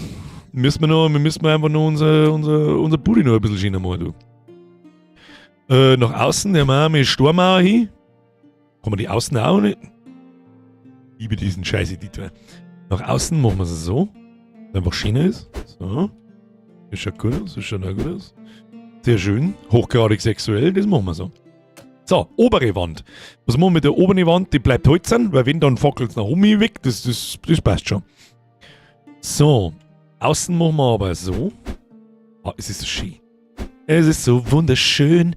Look at it, look at it. Na, untere Wand. Da gehört noch der Boots an. Der Boots an. Der Boots Money. So, bauen. Fenster kosten auch nichts. Warum machen wir da nicht überall Fenster? Das verstehe ich nicht ganz. Das sollen nur gleich zuschauen. Ja, beim Vorbeigehen müssen wir die zuschauen können, was wir wieder treiben, du. Dann schau dir das an. Ich glaube zwar, dass wir wieder noch in die Richtung bauen, aber ist ja wurscht. Kostet ja nichts. So. Jetzt mir gaff. Jetzt brauchen wir eigentlich... Kann ich das jetzt eigentlich da so... Nein, da müssen die Mauer zuerst wegreißen, gell? Mag ich die Mauer jetzt da wegreißen? Eigentlich nicht. Das sagt der ich. Wenn wir noch mal dekorieren. Das Dreiviertel Spiel ist Dekoration, Kinder. Was soll ich machen? Wir machen innen alles aus Steinen. Machen wir alles aus Steinen. Mir gefällt die Steine zeigt da eigentlich ganz gut. Das gefällt mir eigentlich ganz gut. Ja? In der Werkstatt, Steine. Und im Verkaufsraum machen wir alles einen schönen Putz. Schönen Putz angeschmissen. Ja, diesen hier. Da haben wir eine obere Wand. Das wären innen Steine. Müssen eigentlich da innen auch Steine werden, gell? Damit das alles ein wenig einen Sinn hat da. Was können wir denn in der oberen Wand sonst noch machen? Wie kann man es auch so machen? Ah, innen ist es einfach schlecht. Das ist schlecht, wenn da Holz ist. Das ist nix. Obere Mauer fehlt nach außen. Wo? Wo fällt noch oben eine Mauer außen? Tatsächlich. Wo du sauber aufpasst. So, jetzt hat es einen Hand, einen Fuß und schau noch, ob's aus. Ich habe noch einen Mitarbeiter brauchen. Ich weiß nicht, wie viele Slots haben wir. Wie viele Mitarbeiter haben wir insgesamt? 5. Und ich glaube, 6 können wir platzieren, weil wir 2 Bänke haben und da jeweils 3 Leute drauf passen. Stell mir noch rein, her mit dem Bums! Die habe ich ja vorher schon gesehen. Petronilla, schleich dich mal. Kostet weniger, kostet nicht, ist ja voll scheiße. Aber der Osrik. Oh, Osrik. Da der Brücki war die letzte Donation. Das Video mit den Preisenkindern ist im Februar 2016 gewesen. Nein. Da haben wir 3 Jahre zu früher, das war 2019, mein Herr. Da war Franziska 12, das heißt, die ist jetzt mindestens 21. Nein, das war 2019. Außer du hast dich natürlich vertippt, Herr Brücki. Der Bonkelberner! Nehmen wir einen Bonkelberner. Hängt das nur bei mir immer wieder? Sally, ich weiß nicht, was da los ist. Ist da was los? Nehmen wir einen Osrik. Der rennt zwar ein bisschen langsam, aber ist wurscht. Vielleicht kann man ihm das auch irgendwie wegskillen. Nein, tu einen Osrik her. Und den nehmen wir, was hat der andere geschrieben? Was hat er geschrieben? Der Bonkelberner. Bonkelberner. So, Bonkelberner, schau, dass du an die Arbeit machst. Wir müssen, oh, haben wir schon wieder was zum Abschließen? Nein, haben wir nicht. Was ist da? Fuck, wir haben kein Holz! Ja, auffüllen, 360, rein in die gute Bude. So, aber das müssen wir noch umstellen, das Teil. Machen wir so. Damit das da noch was ausschaut. Und dann glaube ich, können wir langsam aber sicher auch 3 Ofen und 3 Ambosse brauchen, so wie ich das da sehe. Wir haben jetzt 6 Leute, lassen wir überlegen, und jeweils 2, 4, 6 Arbeitsplatz. Ja, das müssen wir uns einmal anschauen. Wenn da jetzt 4 an der Schlange stehen, dann bauen wir mal einen 3. Ofen und einen 3. Amboss hier, hätte ich vorgeschlagen. Nein, ich hab mich nicht verdient. 26.02.2016 Birger ist veröffentlicht worden. Nein, niemals. Am Bohnen! Entschuldigung. Da muss ich jetzt selber schnell aus dem Sperr aus die Tatmann nachschauen. Das war nicht 2016. Niemals. Das war lang nach Auto-Leberkäse. Auto-Leberkäse war 17, Entschuldigung. Magst nicht für Verkaufsraum nur eine Tür einbauen nach draußen, dann läuft Kundschaft nicht gleich durch die ganze Werkstatt und halten deine Mitarbeiter nicht auf. Das ist absolut richtig. Aber wir haben noch gar keinen Verkaufsraum. Ich weiß noch gar nicht, was das da überhaupt für ein Raum werden sollen. Wir können skillen! Anstellen, ermöglicht die Einstellung von mehr qualifizierten Arbeitskräften. Ja, dann müssen wir sowieso hin. Günstige Barren. Ja, machen wir das. Sparen wir uns mehr. Bringt wahrscheinlich mehr rein. Sag ich dir, wie es ist. Da können wir gleich mal wieder mehr nachkaufen. Stuttgart 2 und dann drücken wir da auf schneller die Zeit vergehen und dann rein ins Tier. Rein in das Tier! Ja, aber so schaut das schon ganz gut aus. Aber ein bisschen in der Schlange steht, deren soll ich noch alle immer wieder einmal. Gefällt mir nicht. Stopp. Abgeschlossen. Müssen wir nur einen Holzauftrag annehmen, damit sich das ein bisschen aufteilt. Nee, ist ein kleiner Auftrag, aber hilft nicht. Passt schon. Leertaste pausiert übrigens intuitiv das Spiel. So mag ich das. Da ist mitdenkt worden. Metall geht auch wieder aus. Hab's gerade gesehen, Herr Proxy. Hab's gerade gesehen. Da. Oh, jetzt haben wir ein gescheites Minus gemacht, aber wahrscheinlich, weil ich gerade Fett eingekauft habe. So, jetzt lassen wir die noch schnell fertig schmieden, bis die alle sitzen und dann drücken wir Tag beenden. Sonst ist nämlich wahrscheinlich die Ressource weg am nächsten Tag. Das ist natürlich nichts. Oh, den haben wir auch noch schnell abgeschlossen. Schau her, auswählen. Nehmen wir den noch mit, das ist ein guter. Und dann schließen wir den Tag ab. Und dann geht es gleich straight weiter. So. Jetzt müssen wir sowieso ein bisschen umgestalten. Ich glaube, dass wir unser erstes bauen wir mal da auch noch. Hätte ich vorgeschlagen. Und ist das da vorne ist wer. Nein, da kommt unser Verkaufsraum her. Ich meine, da rennen ja auch die meisten Leute vorbei. Ja? Und das da, linke Seite Werkstatt, rechte Seite Verkaufsraum. Aber da wird es noch ein bisschen dauern. Was haben wir da? Der Stift schreibt, Birger, Preisengewinner, 28.02.2000. Oh, 18. Da habe ich sogar selber verdoschen. Ja. Aber ja, es war ein gutes Jahr nach Auto-Leberkäse. Ich hätte jetzt gemeint 19. Aber das ist halt 7 Jahre altes Ding. Und Leute reden 7 Jahre später immer noch davon. Von einer Franziska mit 13R. Es ist, und das ist was, das war nicht als Witz gedacht. Ich weiß auch nicht, was ich sagen soll. Was soll ich denn da mit euch? Brucki, das Video mit den Preisen. Ah, das warst du. Merci für den Euro. Kuss auf die Nuss. Frank, merci für den Zwickel. Hab ich da Helch gehört? Das ist der Helch übrigens, der Brumpfschrei. Geht um das, wie alt die Franziska ist. Alter Leil, ich rede vom Original. Ach so! Die Mutter, du! Das Video mit den Preisen, ja, das musst du deutlicher schreien. Ich meine, du meinst mein Video. Und ob die da 12 war, das weiß ich nicht. Ich weiß nicht mehr, ob das im Video steht. Ich glaube aber schon. Da, Anstellen 1, oder was haben wir da? Zusätzlicher Karren, ja. Entwurfsaufwertungen. Ermöglicht die Aufwertung von Entwürfen. Ich glaube, das brauchen wir aber noch nicht, weil erst skillen wir da alles schön in einem Zug um. Anstellen 1. Ermöglicht die Einstellung von mehr qualifizierten Arbeitskräften. Schauen wir uns das einfach mal an. Wir produzieren über die vollgasnerischen Das passt schon. So, wie viel Eisen haben wir noch? Nimmer einen Teufel, müssen wir auffüllen. Wie viel Geld haben wir? Geld haben wir genug. Das pumpt wir voll. Und da machen wir auch ganz voll. Dann kann das losgehen. Schau her. So, was haben wir da? Abgeschlossen. Halt, stopp! Halt, stopp! Was kriegen wir denn da? Schalte Pflanze im Geschäft zum Kauf frei. Die Musik ist geil. Die passt so richtig stark. Richtig nice. Nehmen wir!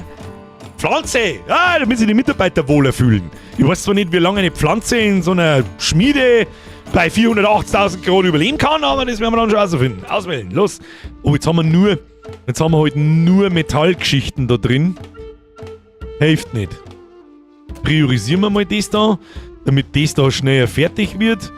Und wir bauen dabei ein wenig aus. Weil wir mehr Schmiedekapazitäten brauchen, Kinder. Mehr Schmiedekapazitäten. Wie der man das? Ich mag das da nicht so zusammenquetschen. Das wird uns nichts helfen. Jetzt mir gaff. Machen wir jetzt so. Das passt schon. Und dann müssen wir mir nämlich hier die Mauer anreißen. So. Dann müssen wir mir obere Wand verputzen. Untere Wand, Steine. Und dann bauen wir mir das ein bisschen um. Ich hätte jetzt so gesagt, ja, das wird gerade benutzt, das Ding, das stellen wir da her. Dann lassen wir das Lager da. Stellen wir noch eine Schmiede. Ich weiß gar nicht, ob das überhaupt Sinn macht, so viel Schmelzöfen und so weiter zum Bauen, aber das machen wir jetzt einfach einmal. Scheiß Klump kostet eh nichts. So, direkt dahinter. Und ein Bottich. Einen Bottich! Und die Mauer da, die geht mir schon wieder, die springt meinem inneren Monk sofort in die Fresse, die geht eigentlich auch weg. Dann machen wir das so. Die ziehen wir dabei da einfach dahinter, weil es eh wurscht ist, die verschieben wir eh noch 5000 Mal. Dann wird das schon. Stronghold Super Musik.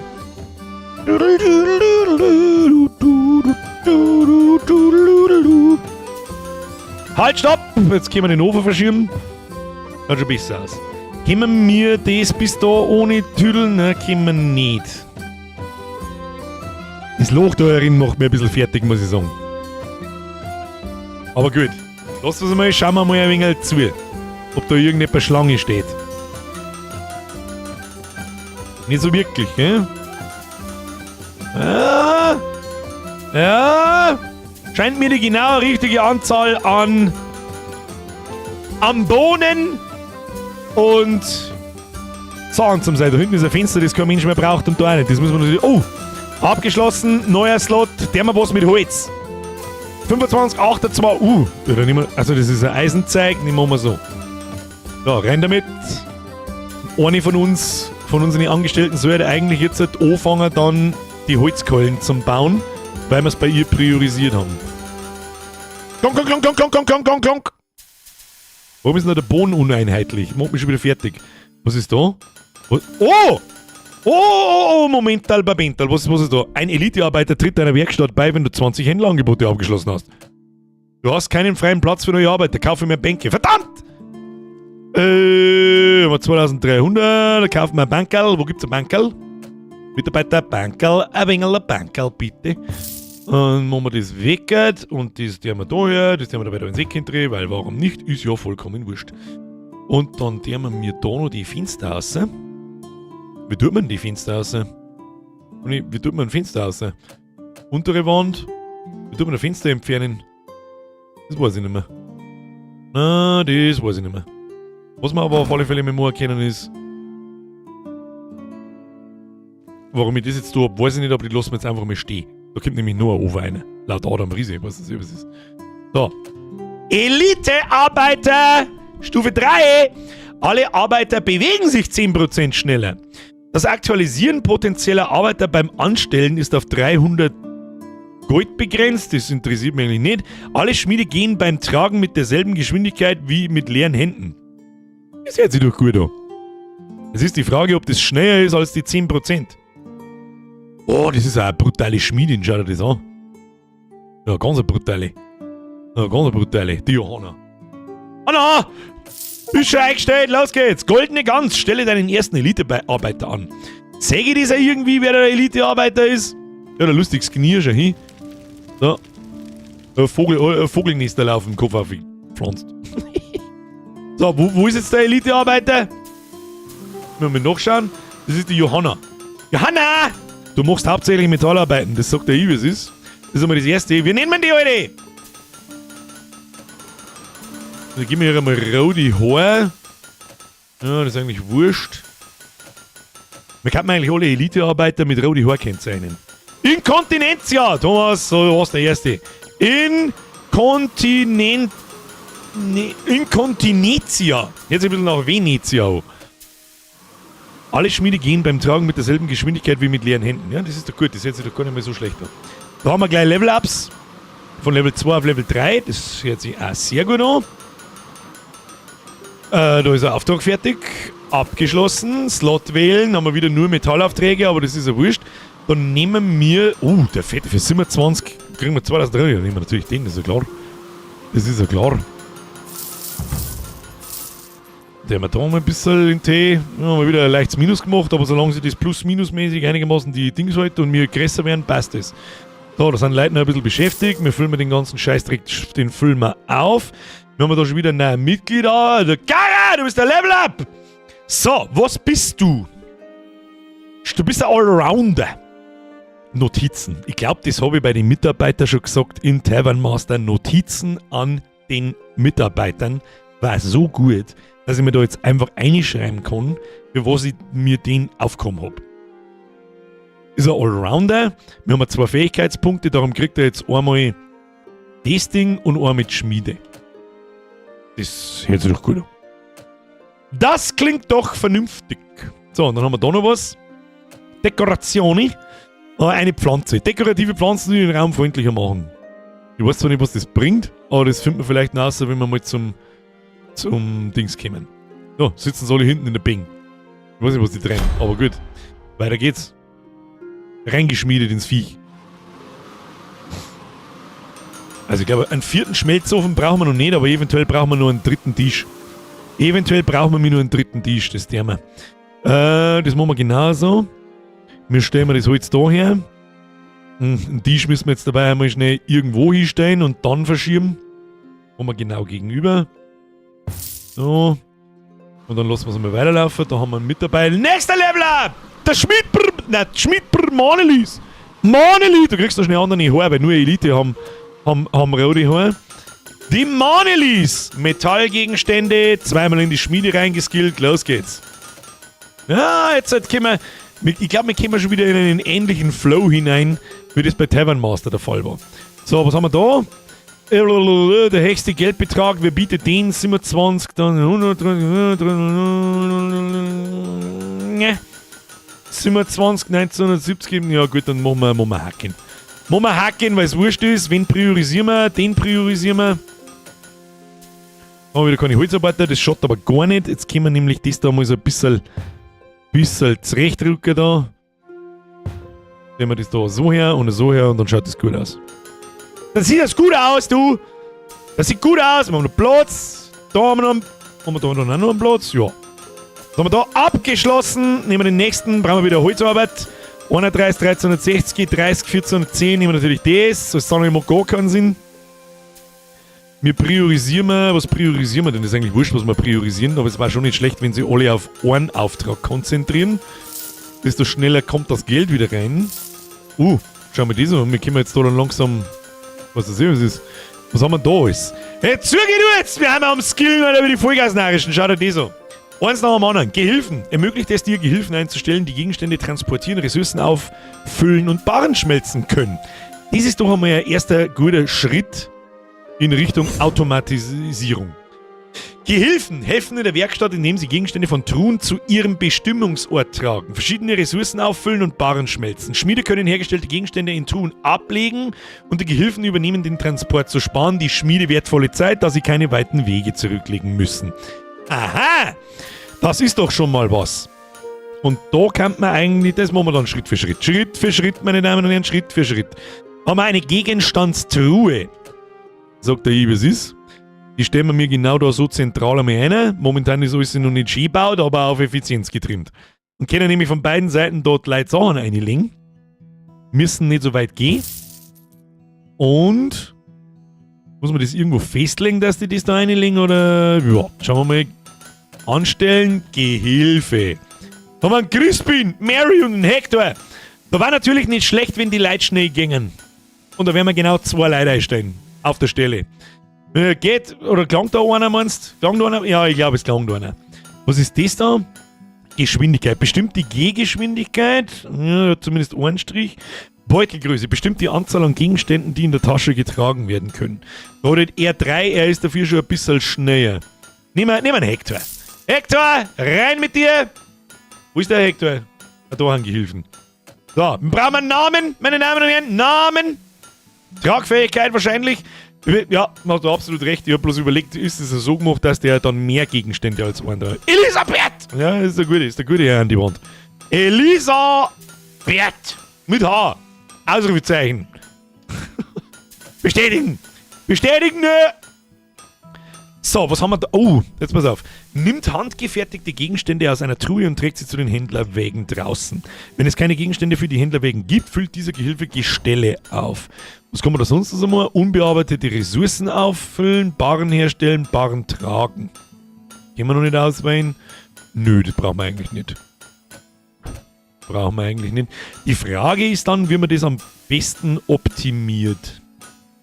Dass die Schmiede wirklich nur Barren holen, eigentlich nur Barren holen. Merke ich gerade. Wenn Gehilfen Barren schmelzen können. Ist wahrscheinlich der optimale Weg. Das heißt, wir brauchen eigentlich nur einen zweiten Gehilfen, der Barren schmelzt. So sieht's aus. Du schon mal nur einen Gehilfen her. Anstellen, Gehilfe. Mary. Dann nehmen wir einen Crispin. Der kann ein bisschen mehr tragen, ist aber ein bisschen langsamer.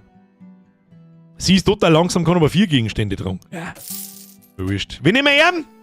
Wo ist der Name? Der Food-Lappal Franz, das ist sicherlich ein Tagsgeil. Food-Lappal Franz! Der darf natürlich nicht fallen, das ist ja klar. Aber dem geben wir jetzt einen Barren tragen, einen Barren herstellen. Warum geht das noch nicht? Verdammt, das habe ich jetzt natürlich nicht bedacht. Aber gut. Barren tragen, unbearbeitete Ressourcen auffüllen, das kann man auch noch nicht. Wahrscheinlich muss man das skillen. Oder er muss ein bestimmtes Level haben, damit er das kann. Also Barren tragen brauchen wir noch nicht. Gut, dann haben wir einen allgemeinen. Was? Nimmt handgefertigte Gegenstände aus einer Truhe und füllt Gestelle auf. Wenn es keine Gegenstände zum Auffüllen der Gestelle gibt, trägt dieser Gehilfe die Gegenstände zu den Händlerwegen. Okay, einer rammt quasi unseren Laden ein und der andere tragt es aus zu den Händlern. Ja gut. Gut, Leute, bei Franz, schau, dass du lang gewinnst und zeig mir, antragst, weil sonst haben wir den nicht mehr lang. Arbeitswack. Dann müssen wir mal ordentlich auffüllen da. Holz, wie schaut Holz aus? Auffüllen. Das war jetzt natürlich toll. Aber gut, schauen wir mal, was da los ist. Zusätzlicher Karren. Du erhältst einen weiteren Slot für ein Händlerangebot. Ja, da haben wir noch nicht die Kapazitäten dafür. 4. Wahl. Wähle zwischen 4 Kandidaten zur Anstellung, aber die Entwurfsaufwertungen. Ich glaube, das ist was, das sollten wir uns auch langsam mal anschauen. Ja, schalten wir mal frei. Aussiss! Entwurfaufwertungen. Du musst Entwürfe aufwerten, damit sich der Verkaufspreis deiner Gegenstände erhöht. Dazu benötigst du Entwurfspunkte. So bekommst du sie. Schritt 1, kaufe einen Zeichentisch. Schritt 2, teile einen Schmied im Mitarbeitermenü zum Entwerfen ein. Da glaube ich, haben wir einen oder einen nie, die meisten Punkte in dieser Glühbirne drin hat. Schritt 3, warte auf Schmiede, um Entwurfspunkte zu generieren. Okay.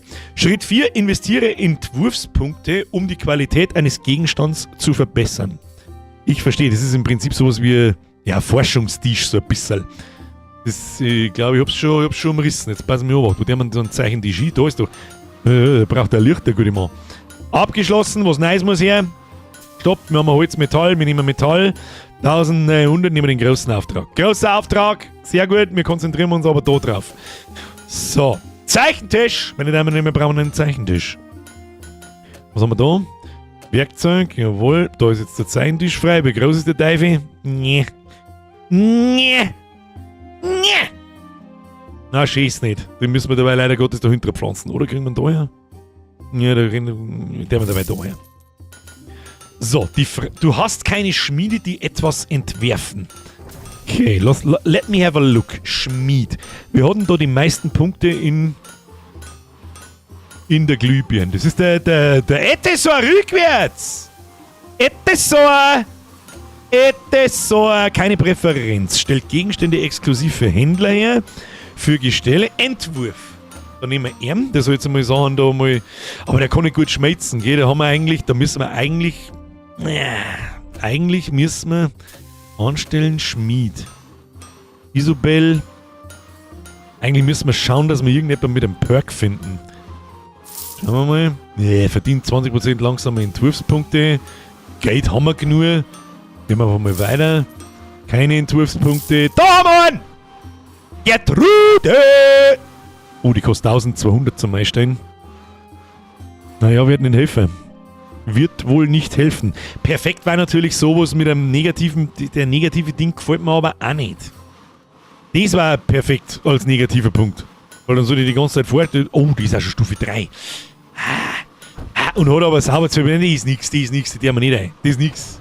Das ist nix. Nein, das ist auch nix. Mirabelle, das ist nix.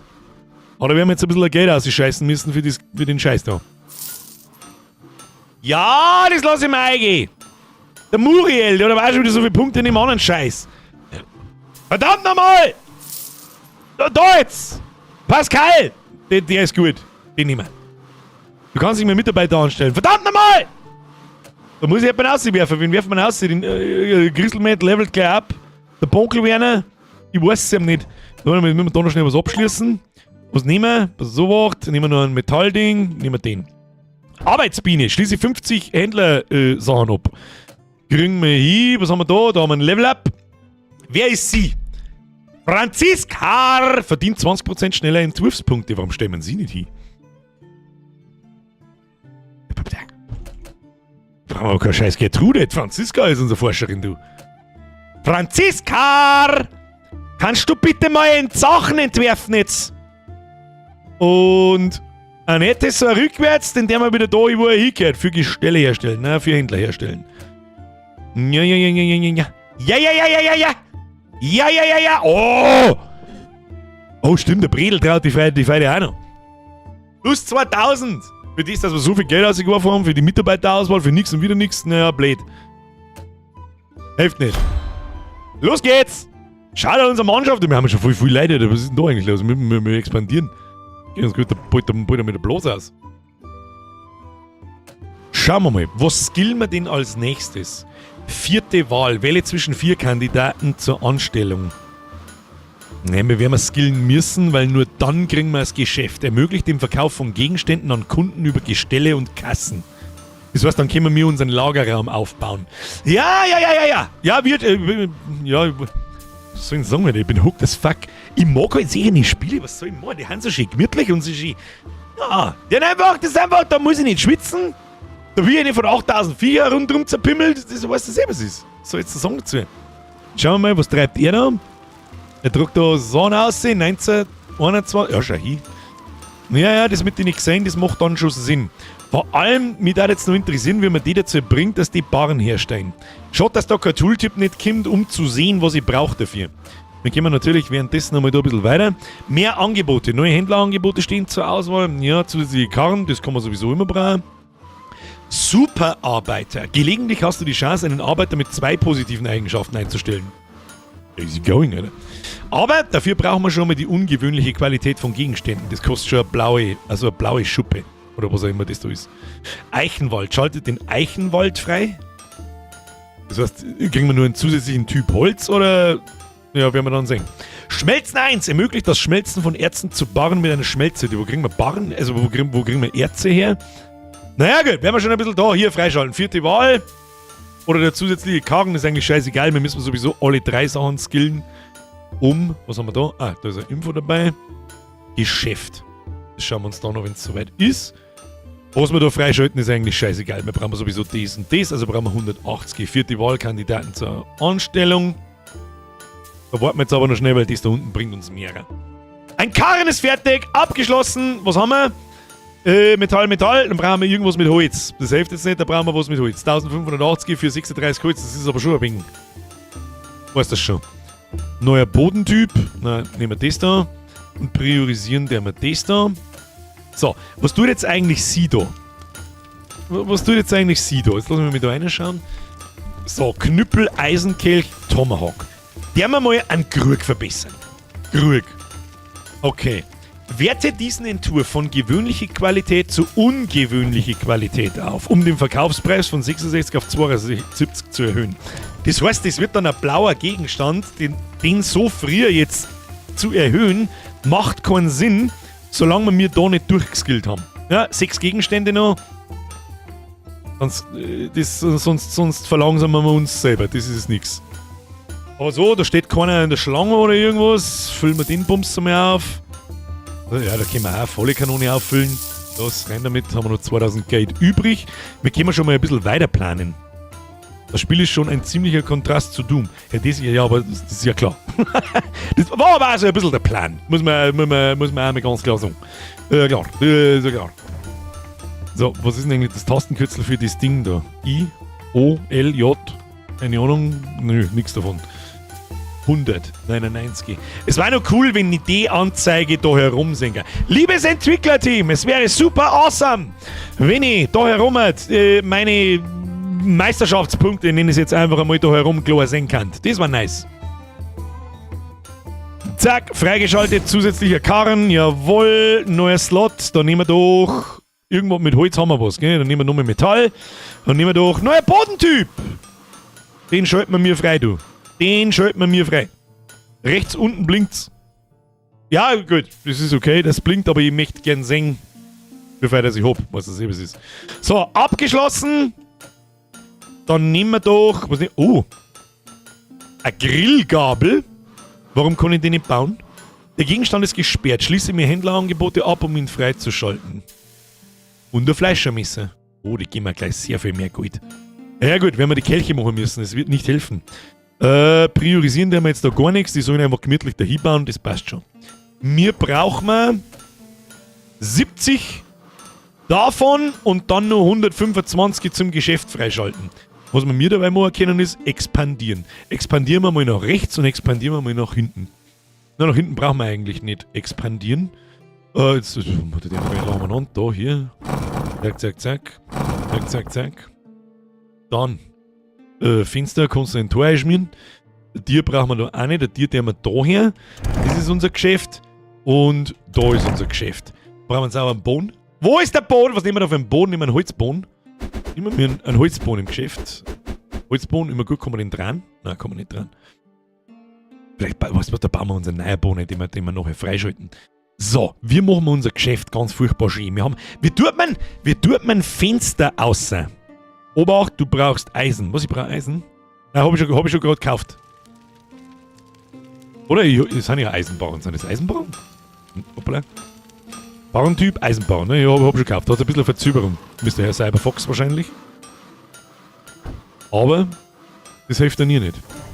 So, jetzt passen wir an. Der Krug. Ja, müssen wir da warten. Da herum steht auch unser XP. Plus 36 pro Tag. Ja, da werden wir einen zusätzlichen Schmied einsteigen müssen, nehme ich an. Aber gut, so, Geschäft. Wie kriege ich die scheiß Fenster da raus? Das ist einmal das Wichtigste. Muss ich da die ganze Wand abreißen. So, ich bin gerade von der Feuerwehr heimgekommen. Jetzt stand es die Frage, kann das was? Ja! Also, ein kurzes Fazit mal, wir spielen noch nicht lang. Aber bis jetzt spielt sie genauso butterweich und cremig und ansuchtelnd wie Tavern Master, aber halt anders. Also, du baust halt einfach Sachen und so. Und das macht natürlich einige Türen auf für Mechaniken, die es in Tavern Master natürlich nicht gegeben hat, aber hat mich schon. Ich glaube, du kannst die Fenster austauschen, indem du eine andere Wand drüber baust. Meinst du so? Cyberfox, absolutes Pro-Gaming. Pro Safe von Cyberfox. Los geht's. So, da brauchen wir eigentlich auch keine Fenster. Brauchen wir nach vorn, brauchen wir Fenster. Und wir da ein Fenster, ja, da muss ja jeder reinschauen können, das ist ja klar. Ja klar, zweite Fenster. Guter Mann. So, da machen wir es schön oben mit Holz. Ja, muss gut ausschauen, muss noch was ausschauen. Schaut's aus wie bei mir im Skate-Shop. Im alten Skate-Shop, nicht, dass jetzt jemand meint, ich hab nur einen Skate-Shop. Und dann ist die Frage, ja, der Boots ist so kreisig. Da, die schöne weiße Storwind, die hätte ich gern. Die hätte ich gern. Und von Doom runterzukommen ist das perfekt, das ist absolut richtig. Wobei ich schon einen Bock auf Doom hab, der zeigt nicht ab. Das hat schon, es hat einfach nach dem ersten Stream war es ein wenig so, Die Viecher-Encounter und so, nie ist kurz und da kommt überhaupt keine Stimmung nicht auf, aber mittlerweile haben wir so kurz vor der Hälfte, sage ich mal, fangen sie an, das Spiel so zum werden, wie es eigentlich sein soll. Was? Der Bürger hat einen neuen Skate-Shop? Ja, in der Hauptstraße 58.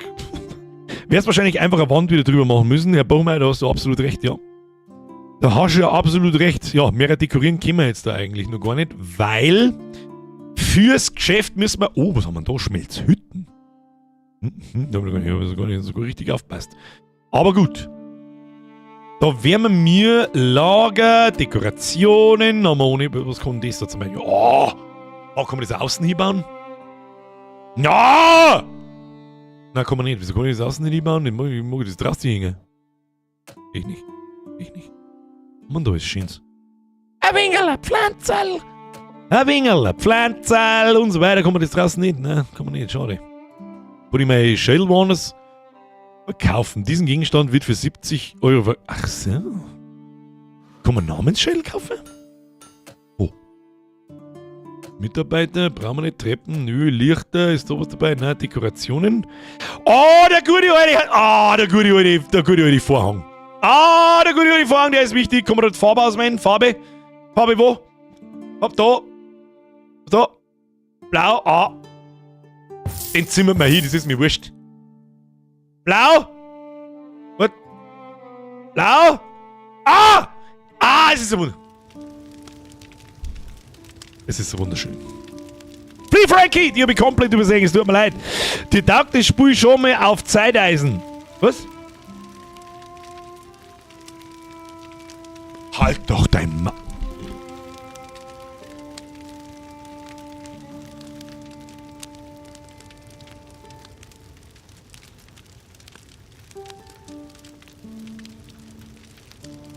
Sag einfach nix. Nein, ich kann keinen Vorhang ins Eck rein. Ja, da müssen wir es so machen.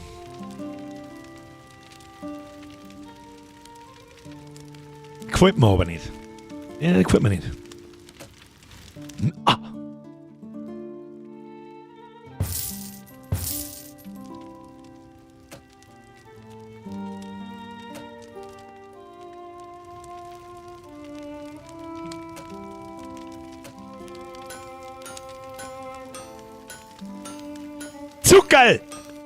Zuckerl! Bauen wir da irgendeine Scheiße, die noch überhaupt gar keinen interessiert. Aber das wird unser Geschäft. Wenn ich das richtig verstehe, dass man das auch so ein bisschen abtrennt und so einen Schmarrn. Und was wir auch gleich noch werden, wir expandieren da noch hinterher und da noch hinterher, damit wir gleich einmal die volle Fläche ausbauen haben. Scheiße, kostet eh nix. Der Schund kostet nix! Haben's gesagt. Ja, dann habe ich das Gefühl, müssen wir da mal wegreißen. Easy. Brauchen wir ein wenig einen Boden. Einen Boden! Wo ist denn der Boden? Da ist der Boden. Boden. Tun wir da mit Stein rein. Ja, in der Werkstatt wird der Stahlbaum verlegt. So schaut das nämlich aus. Mit denen mal anschauen? Nein, der gefällt mir nicht. Nein! Außerdem kostet der Boden ja nichts. Aber so. Damit das alles ein wenig Gesicht kriegt da. Wunderschön. Ich weiß zwar nicht, ob es das da braucht, aber es ist der Durchgang dann ins Geschäft rein, damit die anderen da den Bums so mit rum können. Am Boden liegen hoffentlich keine Hoden. Hodenboden! Da liegen am Bohnen. Am Bohnen liegen da... Birger! Du sprichst es falsch aus, das heißt Poden. Vielleicht heißt es aber auch Sauropoden. Who knows? So, aber schauen wir aus. Da schauen wir, ne, die Bing, die macht meinen inneren Monk schon wieder narrisch. Wobei es aber auch wurscht ist, da sitzen eh bloß die Mitarbeiter seppen drauf, wenn der Tag vorbei ist. Jetzt machen wir den Scheiß da mal egal. Was haben wir da? Level Up! Der jetzt ist so rückwärts! Was macht denn der so in seiner Freizeit? Eigentlich ein bisschen was von allem, gell? Eigentlich ist er ein guter Entwürfeersteller. Was hat er für Perks? Aber eigentlich ist er mehr so ein Metallbauer. Gib mir ein Metall. Machen wir ihn zum Allrounder. Mehr Allrounder, mehr gut. Und der Christel Matt, der steigt auch gleich auf. Drücken wir mal wieder aufs Zeiteisen, damit da was vorwärts geht. Wie schauen wir da herin aus? 36, um Gottes Willen, da brauchen wir noch ewig. Wie viel haben wir? Das zeigen wir wieder aufladen. Zeit läuft ja auch nicht weiter. Währenddessen wir da umeinander bauen. Das ist ein bisschen schade, aber gut. Packt packt den Burschen und wirft ihn zu Boden. Sauropoden auf dem Boden. Kann ich bitte ein paar Sauropoden auf ihrem Boden malen? Schaut gut aus. Schaut doch gut aus. Oh, da haben wir was fertig. Jawohl. Haben wir was Holziges? Ja, das ist aber auch bald fertig und das kann ich nicht annehmen. Da muss ich aktualisieren. Deshalb. Oh! Oh! Neue Entwürfe. Ermöglicht die Herstellung eines neuen Gegenstands. Ja, das nehmen wir natürlich. Das ist ja klar. Da, hier machen wir Keule. Keule. Machst du mal eine Keule, Alter. Konzentriert euch einmal auf das Ding und danach machen wir dann das da und dann machen wir das da. Au, jetzt wack. Was sind denn die ganzen Kisten da drin? Kann ich bei den Kisten eine Gegenstände? Nein, die Kisten kann ich nicht restriktieren, gell? Holz füllen wir auf. Haben wir ein sauberes Minus gemacht, aber wir haben auch sauber expandiert. Ich meine, schau dir das an. Stechus Cactus war mir lieber. Da fehlt noch in die Sammlung Svanzus Longus. Stimmt eigentlich. Tag zu Ende! Neuen Tag beginnen. Oh nein, stopp. So, wir haben jetzt... Schauen wir mal, was wir freischalten können. 36 Hacken. Dann kriegen wir da, schaltet Banner im Geschäft zum Kauf frei. Nee, Banner brauchen wir nicht. Aber da, neue Wandfarbe, die ist zwar scheiße kreislig, aber was soll ich machen? Wir brauchen Geld. Ich weiß nicht, du. Nimm das. Sachen freischalten, mehr gut. Was nehmen wir jetzt da? Neue Entwürfe, ermöglicht die Herstellung eines neuen Gegenstands. Ja, konzentrieren wir uns auf den, das ist der wichtigste. Dann haben wir neuer Tag beginnen, damit da was vorwärts geht. Hauen Sie rein, meine Damen und Herren. Da haben wir ein Level-Up. Grüstelmet, das ist unsere Holztante. Holztante kriegt gleich einmal nur mit 2 Mal in Holz eingeskillt. Rennen, Motherfucker, rennen. Easy going. Da, der Bonkel Werner, der wird auch mit Level-Up. Sehr gut. Läuft schon, haben wir schon unterwegs. Und wenn wir mir so ein Holzding priorisieren, sollten wir vielleicht noch so einen Tisch bauen, hä? Stell mir einen nur einen hier, kostet der Bums, der kostet nichts, der Bums. Stell es einfach so ins Eck rein. Schieß nicht. Um die Schönheit, und dann gebe ich dir jetzt schon mit Brief und Siegel drauf, dieses Spiel werden wir noch einmal spielen, sehr wahrscheinlich nächsten Mittwoch. Dann machen wir nächste Woche mal, wir kommen eine richtig gute Woche raus. Montag, Doom. Reingepimmelt, und zwar ohne Sachen suchen, damit wir gleich mit 5 Level oder so schaffen. Ich hoffe zumindest. Machen wir auch mehr Überstunden, das hilft ja eh nicht, du. Was haltet ihr da davon? Habt ihr eigentlich schon mal auf den Like-Button drauf gedrückt? Hä? Sag mal! Mittwoch, nochmal eine Runde Blacksmith Master, da kannst du mit dermaßen Gift draufnehmen, das sagt der I, was ist. Was ist da? Was ist da? Warum ist da Ausrufezeichen? Du hast nicht genügend Folge. Ah! Wir haben genügend Holz, müssen wir gleich wieder nachkaufen. Bot Robert, hab's gerade gesehen. Merci für den Hinweis. Alles gleich, wir brauchen mehr Holz. Vielleicht brauchen wir auch mehr Holzlager. Was der Ambus ruft! Stelle 500 Gegenstände her. Easy. So, freischalten können wir was. Nehmen wir das gleich her, was wurscht ist. Holzkeule, Holzschopflöffel. Was ich dir sag? Die Holzkeule, die wird jetzt aufgelevelt. Ich hab zwar keine Ahnung, was das bringt, aber das werden wir gleich mal herausfinden. Wir können aber einen Eisenkelch. Der Eisenkelch, den können wir auch, der ist aber eh schon relativ wertvoll, den wir mit die Holzkeule aufwerten. Zack. Werte diesen Entwurf von ungewöhnlicher Gewalt zu selten, weil jeder von dem Verkaufspreis von 50 auf 53 zu erhöhen. So, das ist jetzt, das hat jetzt einen anderen Rahmen, das ist jetzt die nächste Stufe. Was bedeutet das? Das ist abgeschlossen, das ist abgeschlossen, die anderen Sachen werden hergestellt. Schaltet Gemälde im Geschäft zum Kauf frei. Pferd. Ja, das brauchen wir. Noch mehr ein neuer Entwurf. Jawohl. Und da herum haben wir einen fetten Auftrag für Hacken. 40 Stück. Rein damit. So, wie schaut's da aus? Oh, wir haben so viel Geld schon hier. Da können wir komplett auffüllen. Da können wir auch komplett auffüllen. Was da ich sage, jetzt einmal langsam. Wenn wir wieder langsam, sonst kenne ich mich nicht mehr aus. Da können wir noch was. Ach so. Jetzt seid pass, Obacht, jetzt können wir neue Gegenstände freischalten. Vorher ist uns schon mal angezeigt worden das Fleischermesser und die Grillgabel. Was dann nehmen wir das Fleischermesser, das kostet mehr. Dieser Gegenstand ist gesperrt, freischalten. Und die Qualität werten wir dann wann später auf. Ja. Ich hab den Bogen schon gesehen. Herr Darksky! Was ist denn da los? Du hast einfach ein Abo da lassen. Was ist denn da los? Hast du nicht gemeint, dass ich das sage? Mittlerweile habe ich den Filter eingeschaltet. Herr Darksky, Messer wieder Abo. Freier, was mit dir? So geht's mir, wenn ich Sif spiele. Ach halt doch dein... Freier, merci dir für deinen Zehner. Er ist zu viel, aber du weißt es. Du weißt es. Brauchen wir nicht umeinander diskutieren. Danke dir. So, und da haben wir auch noch was. Level up. Der Bonkel Werner schon wieder. Was tust du so? Ah, ist ein wenig Allrounder. Geh, ein wenig Allrounder. Benötigt 20% weniger Zeit, um Barren auf einen Amboss zu bearbeiten. Ja, dann gehen wir +2 auf den Amboss. Rein damit. Rein damit. Was wir mir einmal noch ein bisschen brauchen könnten, ist jemand mit viel Holz-Skill. Neben der Crystal Met. Das ist so die Einzige. Wir haben eine lauter Schmiede mit einem Haufen Punkte, aber keine mit Holz-Skill. Die Frage ist, jetzt bauen wir mal Mitarbeiter ein Bänkchen, ein zusätzliches, und dann stellen wir einfach mal noch jemanden ein, weil, was hat man sonst mit unserem Geld? Schmied! Da, benötigt 20% weniger Zeit, Level 2, Level 3, was haben wir da benötigt? Das ist ein Schmied, schade.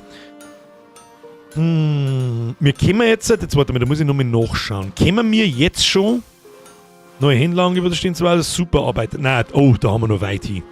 Ja, da müssen wir so noch ein paar Pümmelarbeiter einstellen, das hilft nicht. Schmied, aktualisieren. Na, aktualisieren. Da haben wir einen Holzarbeiter, der kriegt aber weniger XP, das ist okay. Ah, der hat aber auch die falschen Skillpunkte da drin. Alter, die Victoria, die ist ja anders brutal für Ding, aber hat die falsche Konstellation. Die haben wir nochmal zusammen.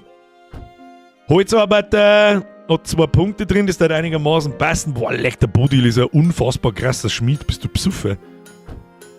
Den stelle ich jetzt einfach rein, weil der saubert. Ja, der ist doch nicht. Erhitzt Barren im Schmelzofen 50% schneller, benötigt 20% mehr Zeit, um Barren auf einem Amboss zu bearbeiten. Ach, das ist das Symbol für Schmelzen. Na, müssen wir nochmal.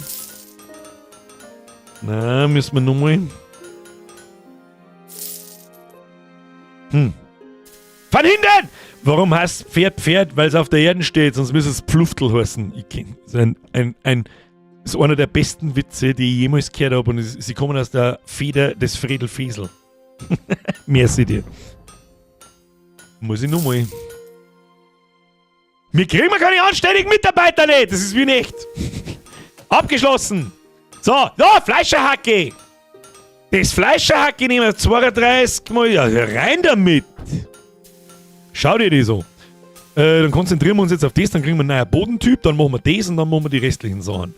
Ja, wird schon. Ja, haben wir nicht ganz so viel Minus gemacht, aber das passt schon. So, die sollen jetzt einmal das noch fertig machen. Hat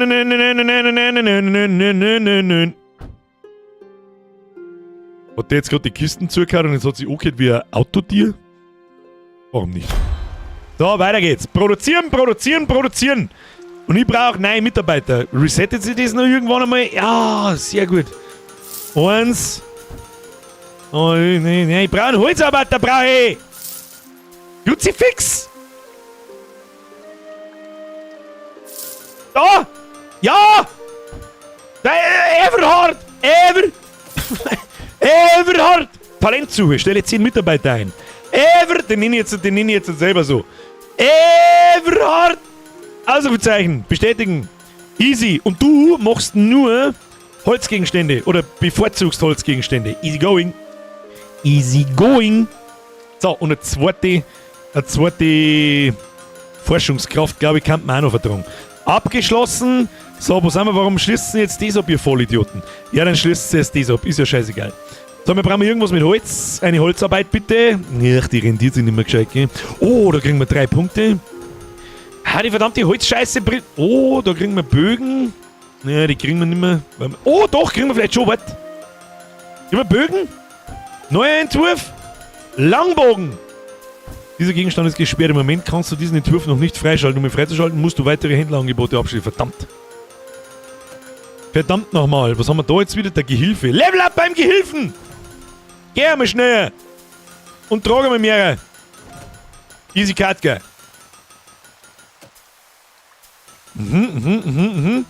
Wir brauchen mal, was brauchen wir noch? Ich bin mir nicht so hundertprozentig sicher. Vielleicht so eine zweite Schreiberin da oder so? Kosten der scheiß Tisch? Ja, nur so ein Tisch. Kostet eh nichts der scheiß Tisch. Was tue ich denn da lang umeinander? Stellen wir jetzt da her und dann schauen wir noch auf der Suche nach so einer. Ja, das ist natürlich nix. Aktualisieren. Einmal aktualisiere ich noch, ansonsten ist es ausgeworfenes Geld. Hat die einigermaßen. Oh! Damit kann die leben. Die ist schon Level 3, die hat schon 4 Punkte drin, kriegt weniger XP und hat einen Perk, den sie nicht braucht. Stell mal ein. Stell mal ein! Ändern! Fügestelle, Entwurf. Rein mit dir. Easy. So. Warum herrscht da vor der Kiste so viel Stau? Das ist auch etwas, was mir nicht gefällt. Oh, da haben wir was abgeschlossen. Abgeschlossen. Brauchen wir was Neues? Ja, da müssen wir die zwei machen. Da. Wir brauchen freigeschaltete Dinge. Ich sag das, wie es ist. 49, 42, dann nehmen wir das. Und wir nehmen das. Flitze go! So, jetzt fängt es an zum stressig werden. Elisabeth, wie bist denn du? Machen wir gleichmäßig schneller und mehr Drang. Jawohl, wird schon. Kinder, es wird schon. So, was produzieren wir gerade? Was produzieren wir gerade? Fleischermesser, normale Messer. Was ist mit denen? Mit denen wir mit Messer skillen. Messer, upskillen, reinskillen. Jawohl. So, jawohl, das Geschäft und mehr Angebote. Geschäft, freischalten. Abgesehen von der Herstellung von Gegenständen für Händlerangebote kannst du diese auch in deinem Geschäft verkaufen, um passive Gewinne zu erzielen. Schmiede stellen Gegenstände her, Gehilfen stellen sie auf Gestellen aus und Kunden kommen herein, um sie zu kaufen. Schritt 1, kaufe Gestelle. Schritt 2, wähle aus, was auf jedem der Gestelle ausgestellt wird. Schritt 3, kaufe eine Kasse. Schritt 4, stelle einen Kassierer an. Jawohl, ja! So. Krügeauftrag fertig. Dann nehmen wir da mal wieder die Holzschaufeln, damit wir ein bisschen was anderes mittendrin auch noch mal machen. 2500 plus, easy going. So, neuer Entwurf. Und dann nehmen wir jetzt einen Langbogen. Oder, halt, stopp. Oder wir nehmen, sobald der Auftrag fertig ist, schalten wir das frei, was für ein gutes Angebot das wir haben. Halten wir uns das einmal noch. Und da haben wir Lager. Jawohl. Geht etwas. Da geht etwas. Da ist etwas los. Tagbücher. Du kannst gleich sofort weitermachen. Holz kauft man nach. Wir haben einen Haufen Kohlen. Das können wir auch komplett auffüllen. Da brauche ich lange umeinander drücken. Wunderbar. Wunderbar. So, ein Schönheitspreis gewinnt unsere Werkstatt nicht. Ich glaube, dass es mir wurscht ist. Was ist jetzt da einmal mit Gehilfen eigentlich? Jetzt warte mal, Gehilfe, Kassierer, Gehilfe. Ella, so hat meine Oma geheißen. Eleonore hat es ausgesprochen geheißen. Muss ich da mal einstellen. Nein, wir brauchen keinen Gehilfen. Wir können einem Gehilfen sagen, du mit den Gehilfenseppen da her. Bleib mal langsam jetzt da. Mach halt mal langsamer da! Wo ist der Gehilfe? Gehilfe. Wechseln. Na, Stopp, ändern. Ich kann das nicht auswählen. Vielleicht geht das aber auch noch nicht. Das kann natürlich auch sein, dass das in der Early Access einfach diese Mechanik noch nicht drin ist. Aber gut. Oh, was ist da? Dieser Gegenstand kann auf keinem Gestell ausgestellt werden. Warum? Verstehe ich nicht. Na, das verstehe ich nicht. Das weiß ich nicht, was das bedeutet. Dein Geschäft zieht ungefähr 0 Kunden pro Tag an. Diese Zahl hängt von der Anzahl der Gestelle, der Anzahl... Ja, da werden wir es einrichten müssen. Abgeschlossen. Kriegen wir irgendwo was Tolles? Oh! Ja, das ist nicht wenig. Das ist nicht wenig, das ist aber auch nicht schlecht. Nehmen wir 40 Kakeln. 40 Kakeln, her mit dem Schund, 4 Händleraufträge und dann kriegen wir noch einen Elite-Vorarbeiter. So, jetzt bauen wir mir da mal unser Lager. Ein bisschen, weißt du, wie es ist. So, was haben wir da? Kistengestell. Stellt Utensilien und Töpfereiwaren aus, die deine Kunden kaufen können. Und da haben wir stellt Utensilien und Töpfereiwaren. Dann nehmen wir gleich das große Regal, ich weiß auch nicht. So, wir müssten mal... Das weiß ich mir aber, da müssen wir uns mehr Mühe geben. So, Kasse kommt auf alle Fälle einmal da ins Eck rein. Gehen wir mir da so... Ja, so geht's rum. Da so schön, brauchen wir ein wenig einen Platz. Da so...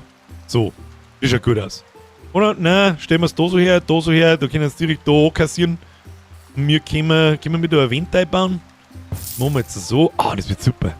Das wird super. Was ist da ich sage? Da baue ich baue einen Skate-Shop nach. Nein, das ist so nicht möglich. Machen wir so. Nehmen wir eine Tür. Jawohl, ja.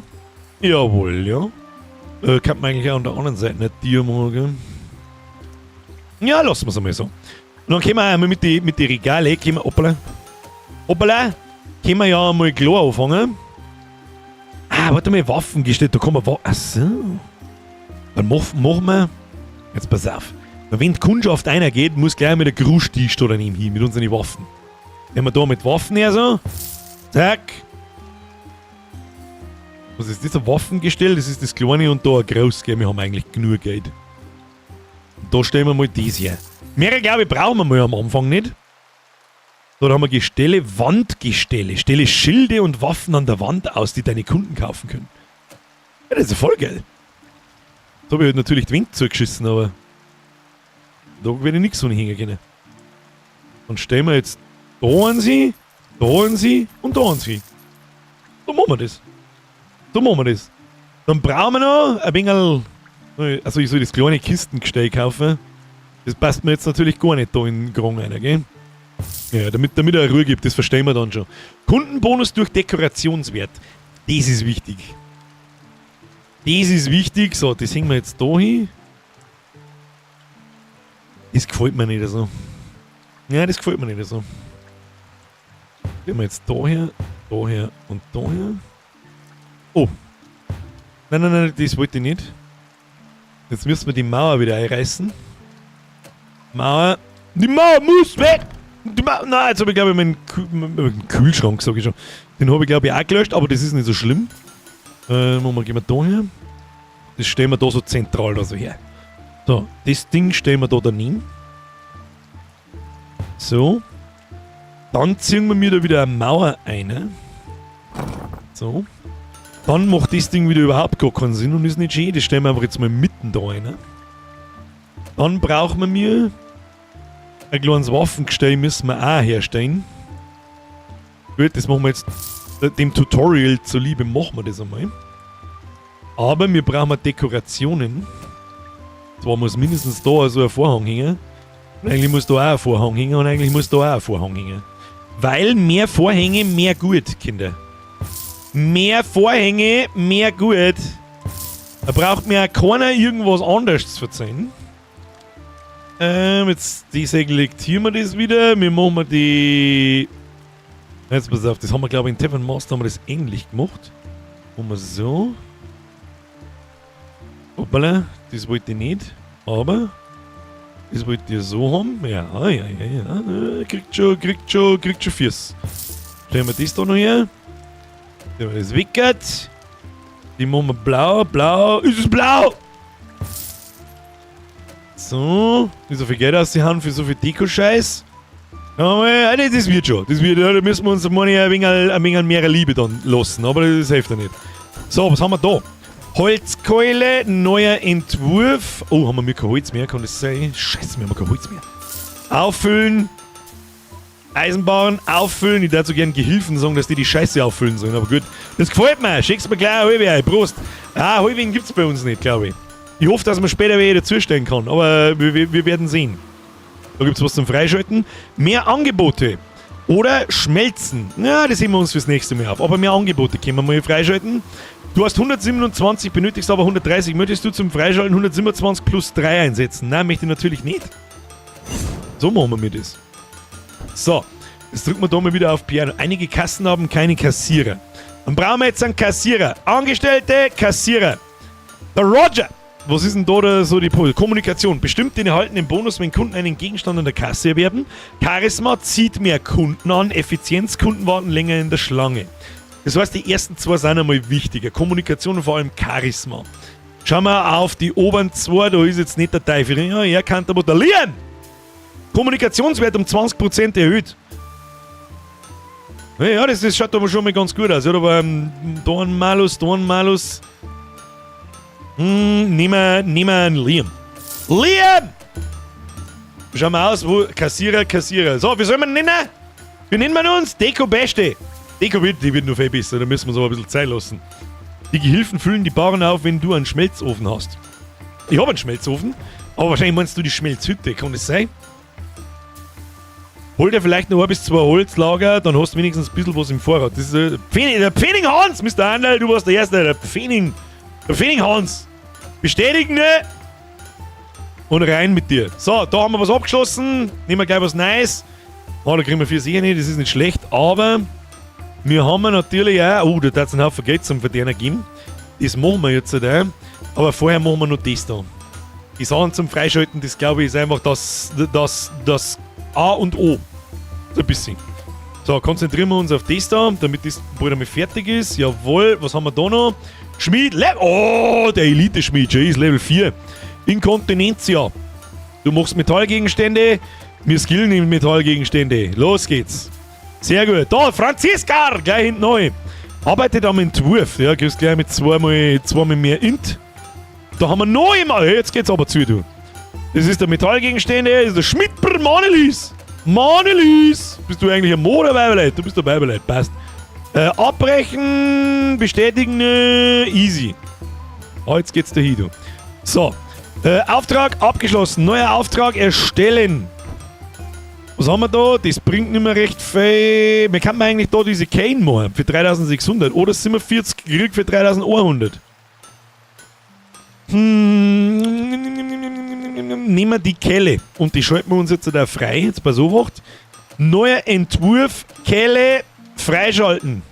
Ich wollte eigentlich einen Langbogen freischalten, aber weiß nicht, was ist. Und die Kelle, die wird man gleich noch auf, weil wir so viele schöne Skillpunkte haben, dass es ganz aus ist. So, jetzt pass auf, was wir mir jetzt noch brauchen. Jetzt kaufen wir uns einmal nur ein Kistel. Das Kistel, die Frage ist, wo wir das Kistel hintun. Da man nicht einsteigen kann, was da reinkommt.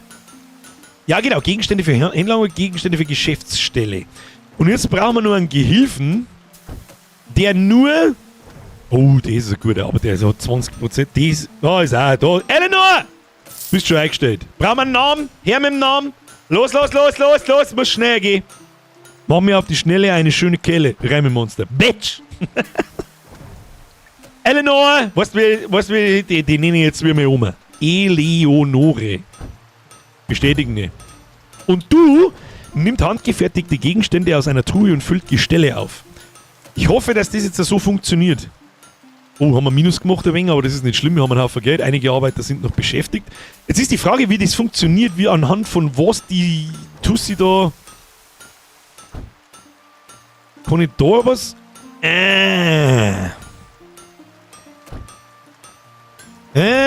Ja. Wir verkaufen Holzkeulen verkaufen wir mir nicht, die haben wir zu billig. Tomahawks und Knüppel. Nehmen wir Knüppel. Da haben wir Knüppel. Besitze dein erstes eigenes Geschäft. Jawohl, das ist schaut zwar noch aus wie Kraut und Rüben, aber das kriegen wir schon noch. So, Knüppel. Da brauchen wir 70 zum Aufwerten. Neuer Entwurf. Wieso kann ich den jetzt einfach da auswählen? Langbogen, das ist alles saubilliger Scheiß. Das ist der Holzklump, ist ja voll für einen Eimer. Das wird wahrscheinlich schweineteuer, wenn wir mit Holzart ändern. Aber bis dahin nehmen wir halt einfach mit Grillgabel oder das Ding, das ist ja vollkommen wurscht. Metallschaufel, freischalten, vollkommen wurscht. Was heißt das da? Dieser Gegenstand kann auf einem Gestell ausgestellt werden.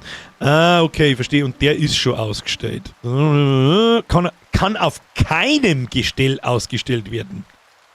Und der ist bereit zur Aufwertung. Das hilft mir alles nicht weiter. Tag beenden, das gleich weitergehen. Es gibt keine Schmiede, die Gegenstände für Gestelle anfertigen. Ach so. Dann müssen wir jetzt einen Schmied einteilen. Und da die sagen, nehmen wir unser krasseste. Die herstellt Gegenstände exklusiv für Händler her und dann nehmen wir sie Gestelle herstellen. Zack. Haben wir erledigt. Und im Prinzip kann man eigentlich auch nur einen zweiten hinstellen, gell? Onkel Werner vielleicht. Ja, lassen wir es einmal langsam, Mogi. Das ist ein Elite-Arbeiter, die muss das schon regeln. Was wir mir aber einmal da kannten ist, wir könnten die Kisten ein bisschen verstehen und einen vierten Anboss da hinbauen, weil wenn ich das da sehe, dann weiß ich, dass das nicht gelangt. Jetzt pass auf, nicht einen vierten Amboss, also einen vierten Arbeitsplatz für einen Schmied. Machen wir so. Und die wird gerade benutzt, gell? Ja gut, müssen wir warten, bis er da fort ist. Da müssen wir jetzt einfach warten. So, passt. Der wir mal die scheiß Mitarbeiter bingen, die stellen wir jetzt einfach mitten daher, weil es total wurscht ist. Dann die Jubel. Dann die komische scheiß Mauer da, die braucht auch kein Mensch. Das war vorher ein kleines Malheur. Ich bitte um Verzeihung. Aber jetzt ist die scheiß Kisten schon wieder im Gebrauch. Lust jetzt mit Kisten in Gebrauch nehmen. Wir mit dem wir da eine Kiste her und eine lassen wir da dazwischen stehen. Ich glaube, das passt schon. Dann brauchen wir noch einen Bottich. Und dann sieht das doch gut aus. Schauen wir auf die Uhr, Birge.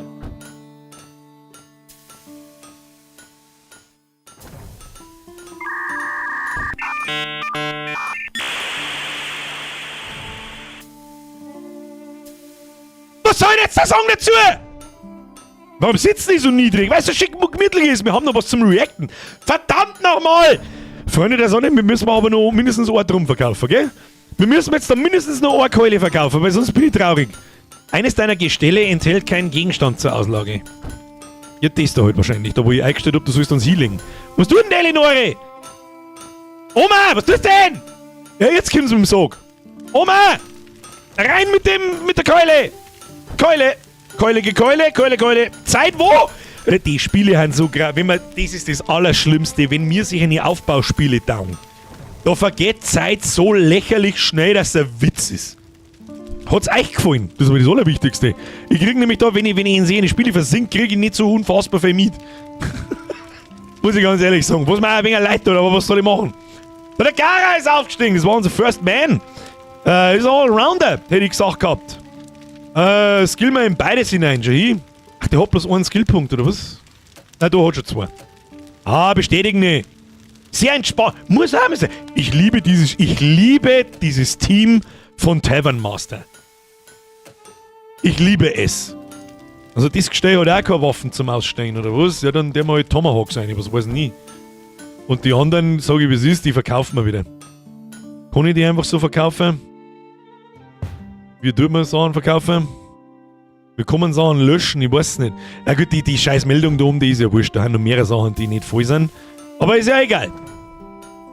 Ich hätte jetzt gerne eine Kundschaft. Oder ist das irgendwie... Oh, da haben wir was angeschlossen. Easy going. Neuer Bodentyp, damit ein bisschen am Holz gearbeitet wird. Schalten wir frei. Auf was konzentrieren wir uns? Was ist schon in Arbeit? Das da, neuer Gegenstand. Hoppla, Entschuldigung. Neuer Gegenstand freischalten. Die Frage ist jetzt, was da passiert. Arbeiten jetzt durch die Priorisierung in den Aufträgen alle Schmiede automatisch, egal ihrer personellen Einstellung, an dem Eisenzeug? Oder arbeitet die eine, die ich speziell dafür eingestellt habe, dass sie am Holz arbeiten soll, am Holz? Was ich eigentlich gern so hätte. So, Eisenknüppel. Können wir den jetzt aufwerten? Jawohl. Wir müssen mehr skillen, Leute. Mehr skillen. Wir haben 146 Skillpunkte. Da können wir nur viel mehr skillen. Tomahawk. Skillen. Rein skillen. Was bauen wir mir momentan noch alles? Kelche und Krüge. Krug. Reingeskillt. Ah, jetzt schwappt es schon langsam um. Wir brauchen das normale Eisen auch fast nicht mehr. Ah, halt, Moment mal. Man kann ja das graue Eisen-Skillzeug auch mit dem blauen Zeug freischalten. Also ist ja wurscht. Na ja, gut. Da habe ich noch... Ah! Kundschaft! Meine sehr verehrten Damen und Herren, die Kau. Ja, das ist ein gutes Hacke. Das ist gut, das kann ich empfehlen. Das ist gut. Da brauchst du nicht recht, da brauchst du nur ganz wenig Schwung. Dann ist der Schädel gleich auseinanderzwirbelt. So, der Herz allerliebste Nonne, warum du eine verdammte Keule kaufen möchtest, das weiß ich nicht. Aber, erster Verkauf. Verkaufe deinen ersten Gegenstand in einem Geschäft. Das ist eine gute Keule, da brauchst du nicht so lange schauen. Jetzt kauf. Wie viel verdienen wir da? Ja, schau hier, für 93. Was, du kaufst der Hacke auch noch? Du möchtest das wissen, hä? Ist jetzt Moment mal, ist jetzt das Hacke da weg oder was hat jetzt die da? Und wieso tragt jetzt er da eine Hacke rein? Nimmt handgefertigte Gegenstände aus einer Truhe und trägt sie zu den Händlerwegen. Wenn es keine Gegenstände für die Händlerwegen gibt, ach so, ja gut. Ja, oh, intelligent gemacht. Bin ich schon stark. So, Kelche, können wir auch gleich noch aufwerten? Nein, können wir nicht aufwerten. Warum nicht? Kann auf keinem Gestell ausgestellt werden. Nein, das müssen wir nur ein wenig sauber durchdenken dann. Machen wir ein Waffeneck oder machen wir da so ein Kelcheck. Oh, okay, hey, ein Rittersmann mit einem Schnauzbart. Da bist du genau wie... Hey! Ganz einfach, nur schauen geht bei uns nicht.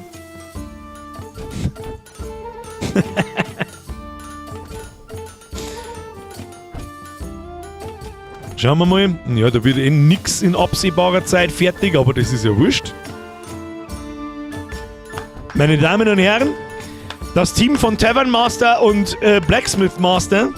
Der erste Eindruck ist, fucking nailed it. Again. Ich hab richtig Bock auf Weiterspielen und richtig Bock auf wahrscheinlich nicht bis ewig hindrehen. Ja, das ist dann, wird dann wahrscheinlich relativ repetitiv, aber da gibt es dann einen Haufen Zeug zum Freischalten. Wahrscheinlich nur einige Mechaniken zum Freischalten, so wie das bei Tavern Master war, mit die Hotelzimmer dann und so weiter. Da mit dieser Eisenmine und mit die Erze, mit neuen Öfen, mit neuen Gesteher und im Geschäft drin und so weiter. Voll geil. 15 Euro! 15 Euro! Und wenn du Bock auf solche Spiele hast, ist da 10, 20, 30 Stunden, die sind gleich vorbei. Gute Investition. Die Leute, die diese Spiele machen, haben Ahnung. So wie freiwillig, wie es ist. Sag ich einer freiwillig, wie es ist. Jetzt füllen wir da einmal alles auf. Dann füllen wir da einmal alles auf. Dann drücken wir hier mal auf Speichern, das haben wir noch gar nicht da. Neue Speicherdatei, die nehmen wir wie immer. Stream 1. Fertig. Fortsetzen. Escape. Und bevor ihr jetzt da außertappt, drückt gefälligst da jeder mal sauber auf den Like-Button, weil heute haben wir ein gutes Spiel erwischt. Genau wie Tavern Master. I fucking love it. Meine Damen und Herren! Wir müssen uns nur so schauen, ne? Wie geht denn das nicht? Freunde der Sonne, es war mir ein Fest! An alle, die sich nach dem Gameplay schleichern. Kuss auf die Nuss, merci fürs Zuschauen. Danke für die neuen Mitgliedschaften, danke für die Resubs und Donations. Kuss auf die Nuss, falls ihr euch gleich schleicht. Wir schauen uns jetzt aber nur so. Nämlich den kleinen Announcement-Trailer oder Cinematic-Trailer oder was auch immer das für ein Trailer ist. 20 Stunden sind gleich weg. Ich habe mittlerweile in Schedule 175 Stunden. I know what you mean. Ja. Ich habe leider momentan schon noch, aber wahrscheinlich ab in einer Woche habe ich abseits vom PC irgendwas zum machen. Nicht so viel Zeit, weil ich sehr viel Zeug im Garten machen muss. Und da wird auch Annex ein bisschen drunter leiden, also alle, die momentan in Annex ein bisschen umeinander kreien. Ich hoffe, ihr hofft nicht, dass das die nächsten 4 Wochen nochmal so in dieser Geschwindigkeit weitergeht. Da werde ich ein bisschen aussetzen müssen, fürchte ich, aber ich habe euch ja vorgewarnt, dass dieser Zeitl dauern kann. Aber ich werde nicht aufhören. So, das ist einmal das Erste. Was wir mir jetzt notieren. Jetzt gibt es noch eine kleine Rundenbirger besenft. Hab bloß ein bisschen das Gefühl, man wird wahrscheinlich in diesem Cinematic-Trailer nicht recht viel sehen. Hab ich so das Gefühl. Aber gut, den schauen wir uns natürlich an. Da machen wir keinen extra Stream dazu. Ich glaube, das ist jetzt da noch nicht notwendig, aber wenn wir mal einen längeren Trailer haben, wo man ein bisschen Gameplay so Sachen sagt oder so, den lege ich dann schon gern, weil in Transport Fever habe ich doch einige Stunden und ich liebe dieses Spiel. Das ist das beste Aufbauspiel, das es gibt. The best fucking Aufbauspiel, das es gibt. Da kann kein Anno mithalten, da kann kein... Was gibt's noch so? Ziele? Spielt das noch jemand? Keine Ahnung. Nichts gibt dir so viel Freiheit wie Transport Fever. Und ich glaube, so viele Leute lassen sich davor abschrecken. War ich nämlich am Anfang genau der gleiche. Da sagst du immer nur so Züge und so einen Scheiß. Es geht nicht nur um Züge. Du musst nicht nur irgendwelche depperten Gleise bauen, und so, sondern alles. Ja? Du baust Transportketten wie in Anno, bloß nicht in einem scheiß Raster vorgefertigt, sondern in absoluter in einem freien Editor. Und das ist der Punkt Nummer 1, wo Anno sofort verloren hat. Das kann nur so gut sein. Und nur so viele Add-ons haben und so weiter. Anno läuft immer nur auf einem Raster. Man kann immer noch nicht frei bauen. Im Transport Fever 1 hat man das schon kennen. FF gibt's noch, hab in Transport Fever 3000 Stunden. So viel hab ich nicht, aber ein paar hundert. Satisfactory ist ein bisschen etwas anders. Mit Satisfactory, finde ich, lassen sie sich nicht vergleichen. Ich darf da zum Beispiel Satisfactory nicht mit Factorio vergleichen. Natürlich ist das Prinzip mit den, wie sagt man, Laufbandel und so weiter und Produktionsketten sehr ähnlich, aber es ist halt einfach ein anderes Genre. In meinen Augen. Aber, ja, sehr viele Leute, ich mag Züge, ich fahre Züge. Ich liebe Transport Fever. Du baust Transportketten auf, du musst die dann in Städte liefern, die dann wachsen und größer werden, dann musst du gleichzeitig wieder in der Stadt drin drum kümmern, dass der Nahverkehr funktioniert, dann kannst du Ketten aufbauen, die Leute vom Bahnhof zu Bahnhof fahren, dann fahren die vom Bahnhof in die nächste Stadt. Wenn die Verbindungen besser werden, werden die Städte noch größer und irgendwann ist die ganze Map zugepflastert und überall wuselt's wie Scheiße. Und was absolut krass ist, du kannst in dieser riesengroßen Welt jeder einzelnen Figur folgen, wo die umeinander fährt und so. Das Einzige, was Transport Fever noch fehlen würde, was ich mir so krass wünschen würde, wenn man SimCity da mit einbaut, dass man die Städte selber auch noch bauen kann. Wie der Basti nämlich auch gerade schreibt, SimCity. Dazu bitte Retro-Reise Transport Tycoon. Das war's eigentlich. Also schauen wir mal, vielleicht steht ja ein Release-Datum dort, ich weiß es nicht. Also, überhaupt einmal, jetzt passen wir auf, Transport Fever 3 Trailer. Damit ihr überhaupt einmal wisst, an die Leute, die vorher nicht da waren, was überhaupt los ist, der liebe, stolze Liebe, hat vorher hereindonated, es gibt einen Transport Fever 3 Trailer. Das habe ich nicht mitgekriegt. Der ist allerdings auch erst 7 Stunden alt. Und ich freue mich. Ich habe nämlich, ehrlich gesagt, warte schon lange drauf, dass da endlich der verdammte 3. Teil irgendwie angekündigt wird. Und was wir jetzt tun, wir schauen uns den Trailer an, schauen wir, ob wir was aussehen, der mal ein bisschen... Vielleicht können wir ein bisschen was slingen, aber es ist ja der Cinematic-Trailer, also ein Kino-Trailer.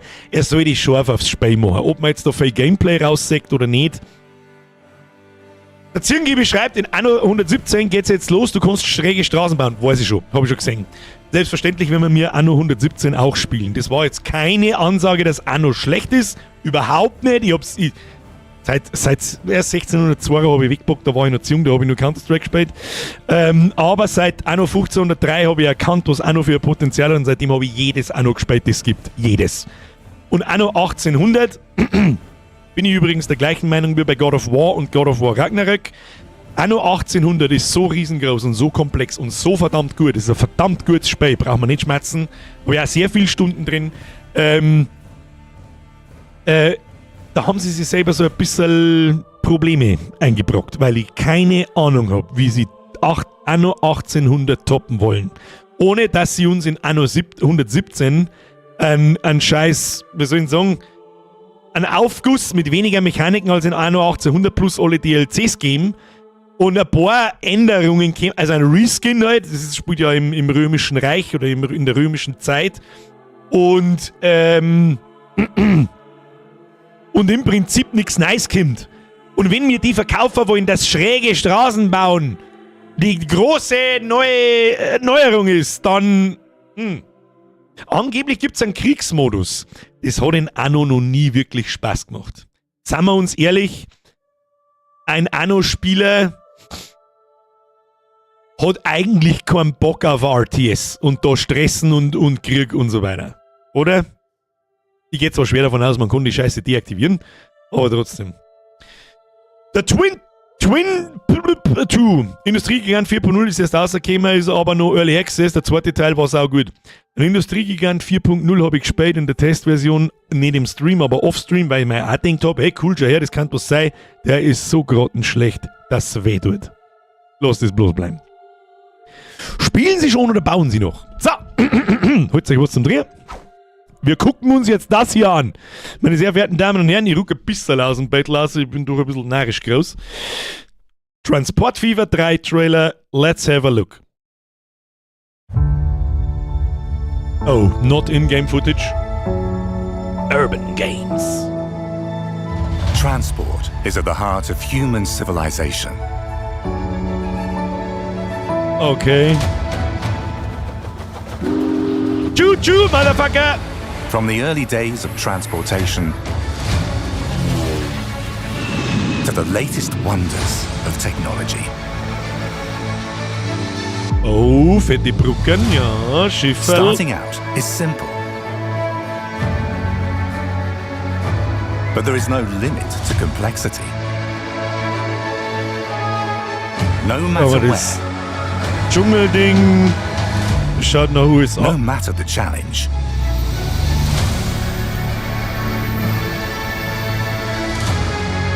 Efficiency brings success.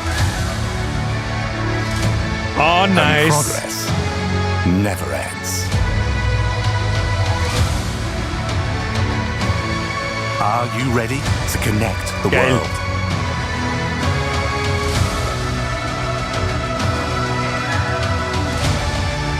Transport Fever 3. Ja. Da waren ein paar Sachen drin, da kann ich sofort sagen, oh! Also, Phase 1. Das kommt jetzt 2026. Aber war irgendwie klar. Das war völlig narrisch gewesen, wenn die jetzt daherkommen und sagen, hey! Transport Fever 3! Juni. Ika, spielen wir das im Stream. Schnauze! Aber sowas von. So, jetzt passt es mir an. Da müssen wir ein bisschen durchskippen. Ich mache jetzt da ein bisschen leise. Und dann drücke ich da auf Power. Das ist alles, was man schon kennt, so Straßennetze und so weiter. Ob man die im Dreier dann wirklich, also du kannst das mit viel Mühe und Not. Kannst du im Zweier die auch sicher eine Autobahnkreuzer bauen, aber froh wirst du da nicht. Sagen wir so, ohne Vorlage wirst du da nicht sehr froh. Ansonsten schaut alles sehr bekannt aus, muss ich ganz ehrlich sagen. Die Häuser und so weiter, das erinnert alles sehr stark ans Zweier, das passt. Machen wir mal ein bisschen weiter. Coming 2026. Man, das kann theoretisch schon eine 1,5 Jahr dauern, dann verschieben sie es nochmal, dann wird 2027 draus. Das ist kein Autobahnkreuz, das ist Autoprogramm Hashtag, ja, auf 2 Ebenen verteilt. Tschu-tschu, Motherfucker! Das ist schon einmal wichtig. Das habe ich zwar nie so gespielt, aber es gibt mit Sicherheit Leute, die da Bock drauf haben. Du kannst da eine gewisse Jahreszahl einstellen, wann du da anfängst, und dann haben erst so am Anfang so alte Züge verfügbar und so weiter. Und ich spiele das meistens in der maximalen Geschwindigkeit. Mir geht es da nicht so darum, dass ich dann so mit der Kamera ganz nach dort bin und freue mich dann, dass da der Zug fährt und dann steigen da Leute ein und dann schaut das super schön aus. Ich spiele halt das einfach auf, ich mich einfach ausbauen. Ich spiele das aus der Vogelperspektive. Aber schön zu sehen, dass das natürlich wieder drin ist. Das war nämlich ein Rückschritt, wenn das nicht mehr drin war, dass man auch mit alten Gefährten und so weiter sich in die Neuzeit spielen kann. Genau, to the latest wonders of technology. Und da sieht man dann schon, das sind die Straßenbahnen und so weiter und so fort. Was noch geil war, warten U-Bahnen. Ich habe jetzt leider nicht gesehen. Da glaube ich, haben wir damals schon drüber geredet. U-Bahn-Netz war anders geil. Und das Hinweis, das sind die Yachten, die gibt es ja schon im zweiten Teil.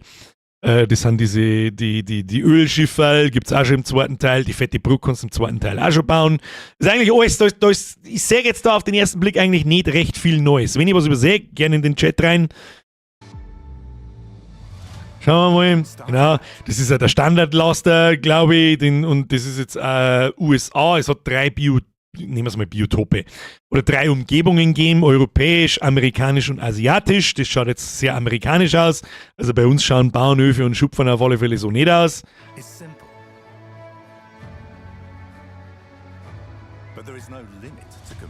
So, genau, das hat mich vorher schon kurz interessiert. So, Moment mal.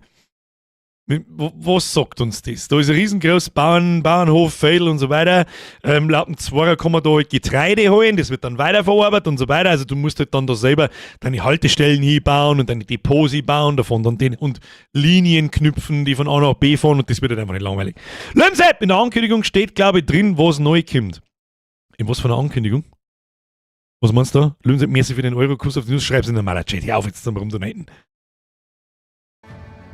So, jetzt mal so Obacht. Zack. Das ist was, das war im Zwarer möglich, aber nicht so geil gemacht. Du hast da wirklich rundherum einfach Wasser ziehen können und dann Häfen hinbauen können, wo du das Zeug abholst. Und mich schaut das auch irgendwie an, als warten die Produktionsstätten irgendwie modular. Ist das ist nicht das, die haben Vollgas gewachsen, also wachsen die an die jetzigen im Zwarer auch, aber das schaut dann doch schon sehr industrialisiert aus da. Schiffsfrachtterminals gibt's schon, gibt's im Zwarer auch schon. Da kannst du selber sogar modulare Häfen bauen und Anlegestellen bauen und so. Aber was der absolute Wahnsinn war, es ist nicht Ingame-Footage, das schreiben sie ja drunter, aber was meinst du, wie geil das war, wenn das Spiel so ausschaut hat? Dann da ist sterben vor lauter, bist du bescheuert oder was? In Steam ganz oben, schauen wir dann gleich. Gehen wir mal weiter. Das ist jetzt das asiatisch angehauchte Umgebungszeit, glaube ich, das auch, zumindest schaut mir der Zug, korrigiert mich, ich kenne mich mit Zügen nicht so aus, ich kenne bloß die aus den Spielen halt, der Zug oder die Lok schaut ziemlich japanisch aus. Irgendwie. Habe ich zumindest in Erinnerung. Gibt es ja jetzt im Zwarer und ich glaube, dass die so ähnlich ausschaut. Die hat also so Abgrund, die Kurven und so weiter. Die asiatischen Alpen, wir können sehen. Wenn das die Alpen sind, dann weiß ich Hans wurscht. Dann ist Alpen, ich weiß nicht. Vielleicht ist es auch Tibet. So. Das hier, meine Damen und Herren, ist neu. Das ist für mich ein deutliches Zeichen, dass das eine neue Mechanik ist. Bohrtürme im Meer. Und vor allem das hier. Genau das. Und er sagt, was sagt er genau? Was?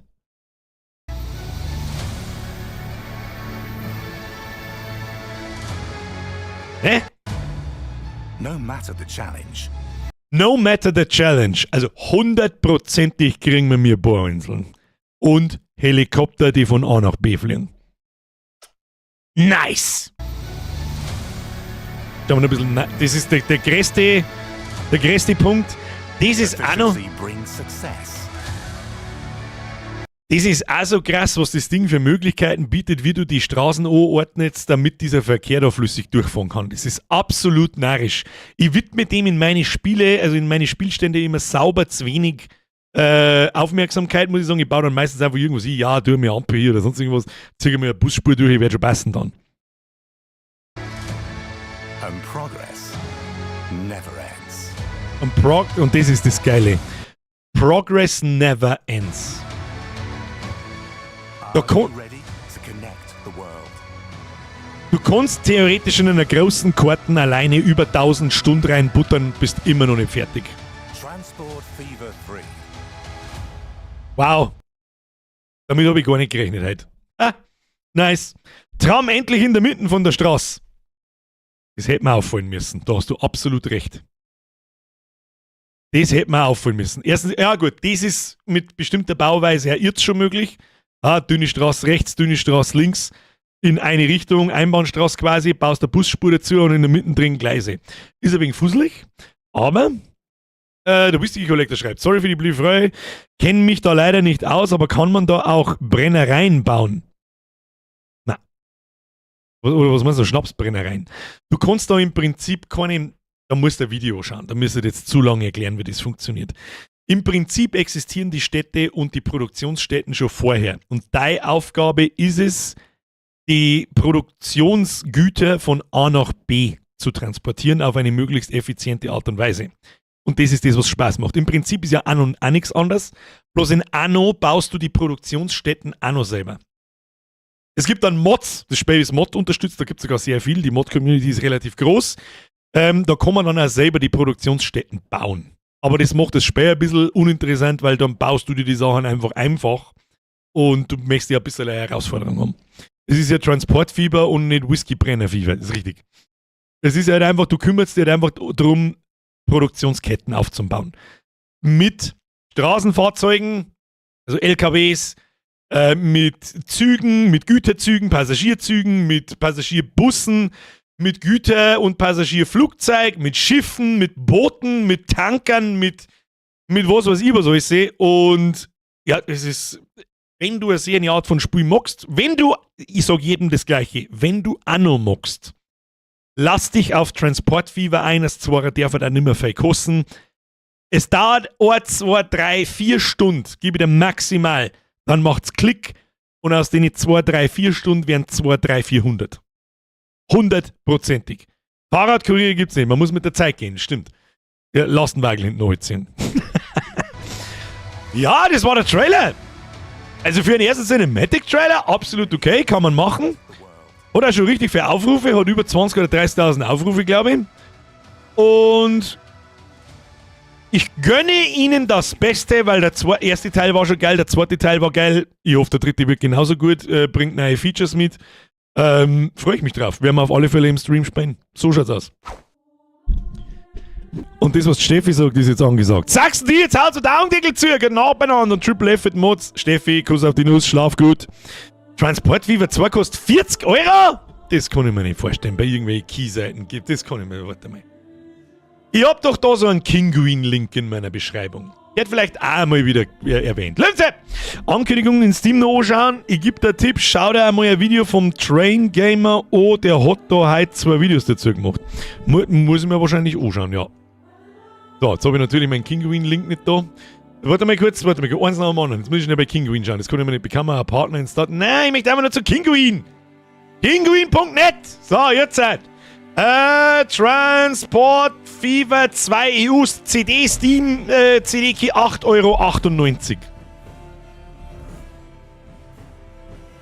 Was soll ich jetzt da sagen dazu?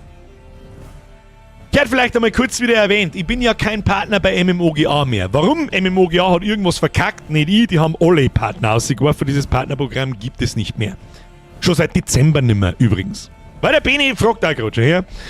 Die haben irgendwas verschissen. Ich glaube, die haben von PayPal ausgeworfen worden, weil irgendwas komisch ist oder... Ich weiß nicht, das sind jetzt Mutmaßungen, aber irgendwas stimmt nicht. Ihr Partnerprogramm ist beendet vorerst und es ist, was es ist. Dann hat mir gedacht, suche ich mal was anderes. Und dann habe ich mal was anderes gesucht und bin auf Kinguin gestoßen. Das ist die Seite, es gibt mehrere, es gibt noch G2A und so weiter und so fort. Aber Kinguin hat mir einfach am meisten zugesagt. Sage ich freiwillig, wie es ist. Habe auch selber schon ein paar Sachen gekauft und absolut keine Probleme gehabt. Habe auch mit ein paar von euch drüber gesprochen. Und das können wir eigentlich ja mal herzeigen. Es ist jetzt Werbung übrigens. Ja, also wenn ihr dann über meinen Link in der Beschreibung bei Kinguin ein Spiel kauft, habe ich was davon. Dafür wird bei dir aber nicht das Spiel teurer oder so, sondern einfach nur, ich habe was. Nennt man ganz klassisches Affiliate-Marketing. Da schauen Sie hin. Da gehen Sie auf Kinguin. Muss ich das jetzt wieder klar machen? Da gehen Sie auf Kinguin. Jawohl, passt. Kinguin.net. Mein Link ist in der Beschreibung drin. Den musst du einmal anklicken, damit Kinguin checkt, du kommst von mir. Und wenn du dann da drin was kaufst, dann kriege ich da einen kleinen Obolus davon.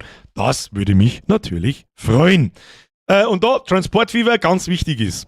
Sauber schauen, was du da kaufst. Wichtig, EU Steam CD Key. Es gibt nämlich auch Keys, die sind keine Keys, sondern du kaufst da einen Steam Account. Und dann kriegst du dann einen CD Key in Steam eingeben, sondern du kriegst Zugangsdaten für einen Steam Account, wo das Spiel installiert ist. Und das mag in der Regel keiner. Außer es ist so schweinebillig, dass der wurscht ist. Dann kannst du es natürlich auch mal. Außerdem, wenn mich nicht alles täuscht, Spotify. Da gibt es sogar Spotify Premium Accounts und so weiter und Keys zum Kaufen. 12 Monate Premium Account für 14 €. Was gibt's noch? Es gibt Netflix-Abos zum Kaufen und kosten normalerweise weniger als an der Kasse. Und lauter solche Geschichten. Und, auch nicht ganz unwichtig, PC Game Pass. Es gibt einen Xbox Game Pass dafür. Und der ist da auch ein ganz Stück billiger als normal. YouTube Premium gibt's auch. Schau, das habe ich nicht gewusst. Tatsächlich.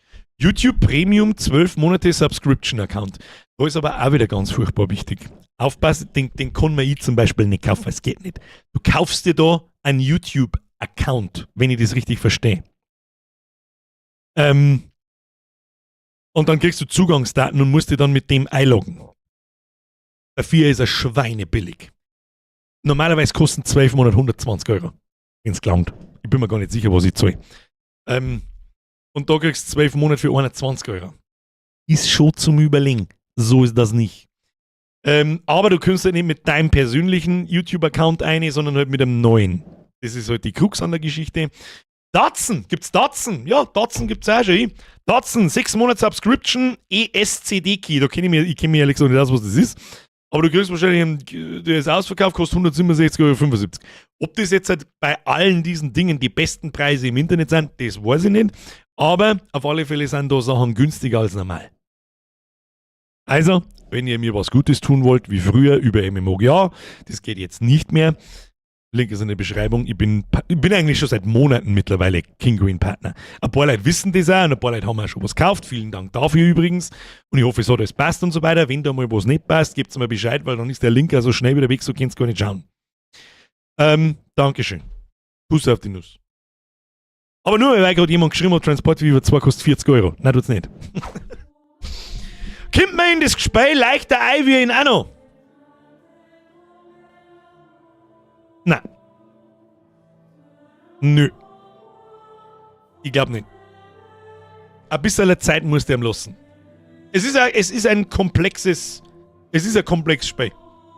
Aber es ist ja nicht so, dass du irgendwie, wie soll ich sagen, es ist ja nicht so, als wir es jetzt irgendwie studiert haben dafür. Die Schienenfahrzeuge am Schluss jetzt haben nicht wie BIMs Straßenbahnen ausgeschaut. Da habe ich jetzt nicht mehr aufgepasst. Aber für den Umfang ist es mir nicht verständlich, wieso die U-Bahn fehlt. Da hast du nicht ganz unrecht. Ich habe jetzt da auch keine U-Bahn nicht gesehen. Aber vielleicht überraschen sie uns ja noch. Ankündigung nur auf Steam anschauen. Löwensepp habt ihr schon gelesen. Da, Ankündigung auf Steam. Wo muss ich denn da hingehen? Einfach auf... Gibt's Transport Fever 3 schon zum Anschauen oder was? Warte mal. Transport Fever... Tatsächlich. Geplantes Veröffentlichungsdatum 2026, lalala, Infos zum Spiel. Meinst du den Beschreibungstext da? Stopp, oder was genau meinst du? Löwenmann? Im Community Hub vielleicht? Ja, tatsächlich, heute um 3 Nachmittag. Transport Fever 3 kommt und wir können es kaum erwarten. Ich lese einfach einmal vor. Wir können es kaum erwarten. Nach 5 Jahren voller Leidenschaft, harter Arbeit, die haben 5 Jahre an dem 3. Teil gearbeitet, das wäre schon narrisch. Harter Arbeit und unzähliger verwirklichter Ideen freuen wir uns riesig, endlich verkunden zu können. Transport Fever 3 ist in Entwicklung und erscheint 2026 für PC, PlayStation 5 und Xbox Series XS. Transport Fever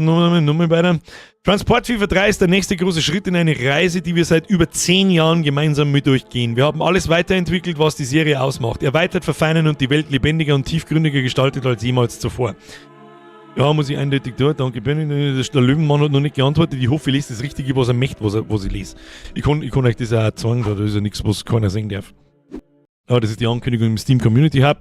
Warum nicht? Es ist unser bislang größtes, dynamischstes und ambitioniertestes Spiel und dennoch bleibt es unverkennbar im Kern Transport Fever. Wir können es kaum erwarten, euch mehr zu zeigen. In den kommenden Wochen und Monaten werden wir nach und nach enthüllen, was neu ist, was sich verändert hat und was euch erwartet, wenn ihr das Abenteuer Transport Fever 3 selbst starten werdet. Wenn ihr jetzt schon wisst, dass ihr dabei sein wollt, könnt ihr das Spiel direkt auf eure Wishlist setzen. Das werden wir natürlich tun. Und wenn ihr neugierig seid, versprechen wir euch weitere Infos, lassen nicht lange auf sich warten. Ja, jetzt wenn was Neues kommt, können wir ja da mal kurz nach die Streams reinluren. Warum nicht? Wir freuen uns auf dieses neue Kapitel und ihr könnt von Anfang an mit dabei sein. Meldet euch jetzt zum kommenden Closed Beta an und helft uns dabei, Transport Fever 3 zum besten Teil der Serie zu machen. Ganz gleich, ob ihr Gelegenheitsspieler seid oder schon tausende Stunden in Transport Fever investiert habt, alle sind willkommen. Jetzt hier anmelden, ja, dann wissen wir, was wir zum tun haben. Alles klar, meine sehr verehrten Damen und Herren. Hat mir am Schluss wie U-Bahnen ausgeschaut, halt an der Oberfläche. Ist nicht so außergewöhnlich, wie man meint. Stimmt eigentlich. Die silbernen Dinge, die auf der zwischen die zwei Straßen, wo ich erklärt habe, umeinander. Vorne. Zum Reinkommen in Transport Fever 2 vor dem Kauf einfach die Bürgerstreams schauen.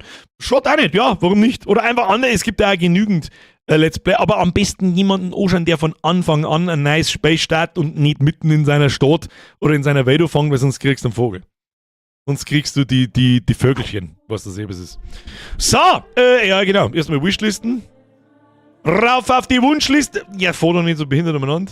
Oh, ich hab da ein Beutel. Ich habe hier ein Bild, das zeige ich euch noch schnell. Ich habe hier ein Bild gefunden auf der Transport Fever 3 Seiten und da haben wir die Bohrinsel und ich hatte recht. Easy. Freue ich mich. Kann gut werden. Das kann gut werden. Wenn wir da noch mehr irgendwie... Ne, Battlefield nicht mehr. Aber ich kann mich ja in der Beta auch noch anmelden, habe ich gerade bemerkt. Ja, hier anmelden. Weiter zur externen Seite. Ja. How old are you? 26 plus. Ja, das müssen wir nicht jetzt mal, da kann ich mich noch im Stream auch melden. Offshore den Planeten ausbeuten. Ja, warum nicht? U-Bahn an der Oberfläche, so wie in TF2. Ja, ich möchte schon unterirdisch bauen können. Ich möchte einfach in der Ebene, möchte ich einfach dann abschalten können und dann da ein U-Bahn-Netz bauen. Ja, mit Überkreuzungen und so. Das war schon cool. Bild sieht etwas mehr nach Ingame aus. Schaut, das war Ingame. Das war Ingame-Battle. Könnt ihr euch aber auch selber anschauen im Steam, einfach Transport Fever 3 suchen, da haben ein paar Vorschau-Battle drin. Dann wäre es ja aber auch O-Bahn, das richtig spreche. Meine Damen und Herren, ich bitte ein letztes Mal, smash den Like-Button, das würde mich sehr freuen. Und der Kostex! Ein fetten Wurstfinger hast du schon lange nicht mehr gekriegt, du Gewamperte, du Gewamperte! Dankeschön. Merci fürs Zuschauen. Es war eine sehr gute Woche. Nächste Woche kriegen wir noch eine brutale Woche zusammen. Machen wir die ersten 2 Streams, machen wir genau das gleiche. Wir pimmeln weiter in Doom. Dann spielen wir nächsten Mittwoch weiter mit Blacksmith Master. Und am Freitag kommt Elden Ring Night Rain raus. Da bin ich gespannt. da werden wir wahrscheinlich, ich weiß noch nicht genau, wie es funktioniert. Ich bin mir auch nicht sicher, ob ich mich davor mit etwas auseinandersetzen mag oder ob ich es einfach auf mich zukommen lassen mag. Wir werden sehen. Da machen wir entweder direkt einen Community-Talk draus oder wie auch immer, wie es funktionieren wird, das werden wir sehen. In Elden Ring darf man ja mit Sicherheit mehr als 3 Leute zusammenkriegen. Ich glaube, mehrere gingen nicht in der Lobby rein. Schauen wir mal. Der Löwenmann hat noch was geschrieben, aber schau dir auf jeden Fall mal die Videos vom Train Gamer an heute dazu, sind gut. Der hat auch Bilder gekriegt vorab. Ah, da schon her. Ist wahrscheinlich dann, ich kenne einen Train Gamer nicht, wahrscheinlich habe ich schon mal was davon gesehen, immer dann, wenn ich gerade am Transportviversuchteln bin. So einmal im Jahr, so 1-2 Wochen lang. Aber sagt mir gerade nichts. Ich hoffe, ich vergiss es nicht. Aber ja, können wir mal machen. Das wird halt meine gute Nachtlektüre. So schaut's aus. So, merci dir jetzt. Schluss jetzt mit der Rumdonaterei. Danke für die ganzen Donations, danke fürs Zuschauen, danke fürs Liken, danke fürs Interaktivsein im Chat, danke für alles, danke für die neue Mitgliedschaft, danke für die Resubs, danke für fucking everything. Ich wünsche euch vorab ein schönes Wochenende. Ich muss ja nur 2 Tage hier, aber wir sehen uns bis dahin nicht mehr. Sehen wir uns nächsten Montag. Wer noch nicht im Discord ist, ab ins Discord mit dir und jetzt Hashtag Etesor. Wie es der Sprengi sagt. Vielen Dank. Meine Damen und Herren, hauen Sie sich hinein. Wir sehen uns am Montag. Und in der Zwischenzeit mit Sicherheit vielleicht ein bisschen in Annex und im Discord, was dasselbe ist. Und jetzt schleicht euch. Hade! Zauberhaft. Pass auf, heute habe ich zufällig was am Boden gefunden, zum in die Kamera halten, zum dumm.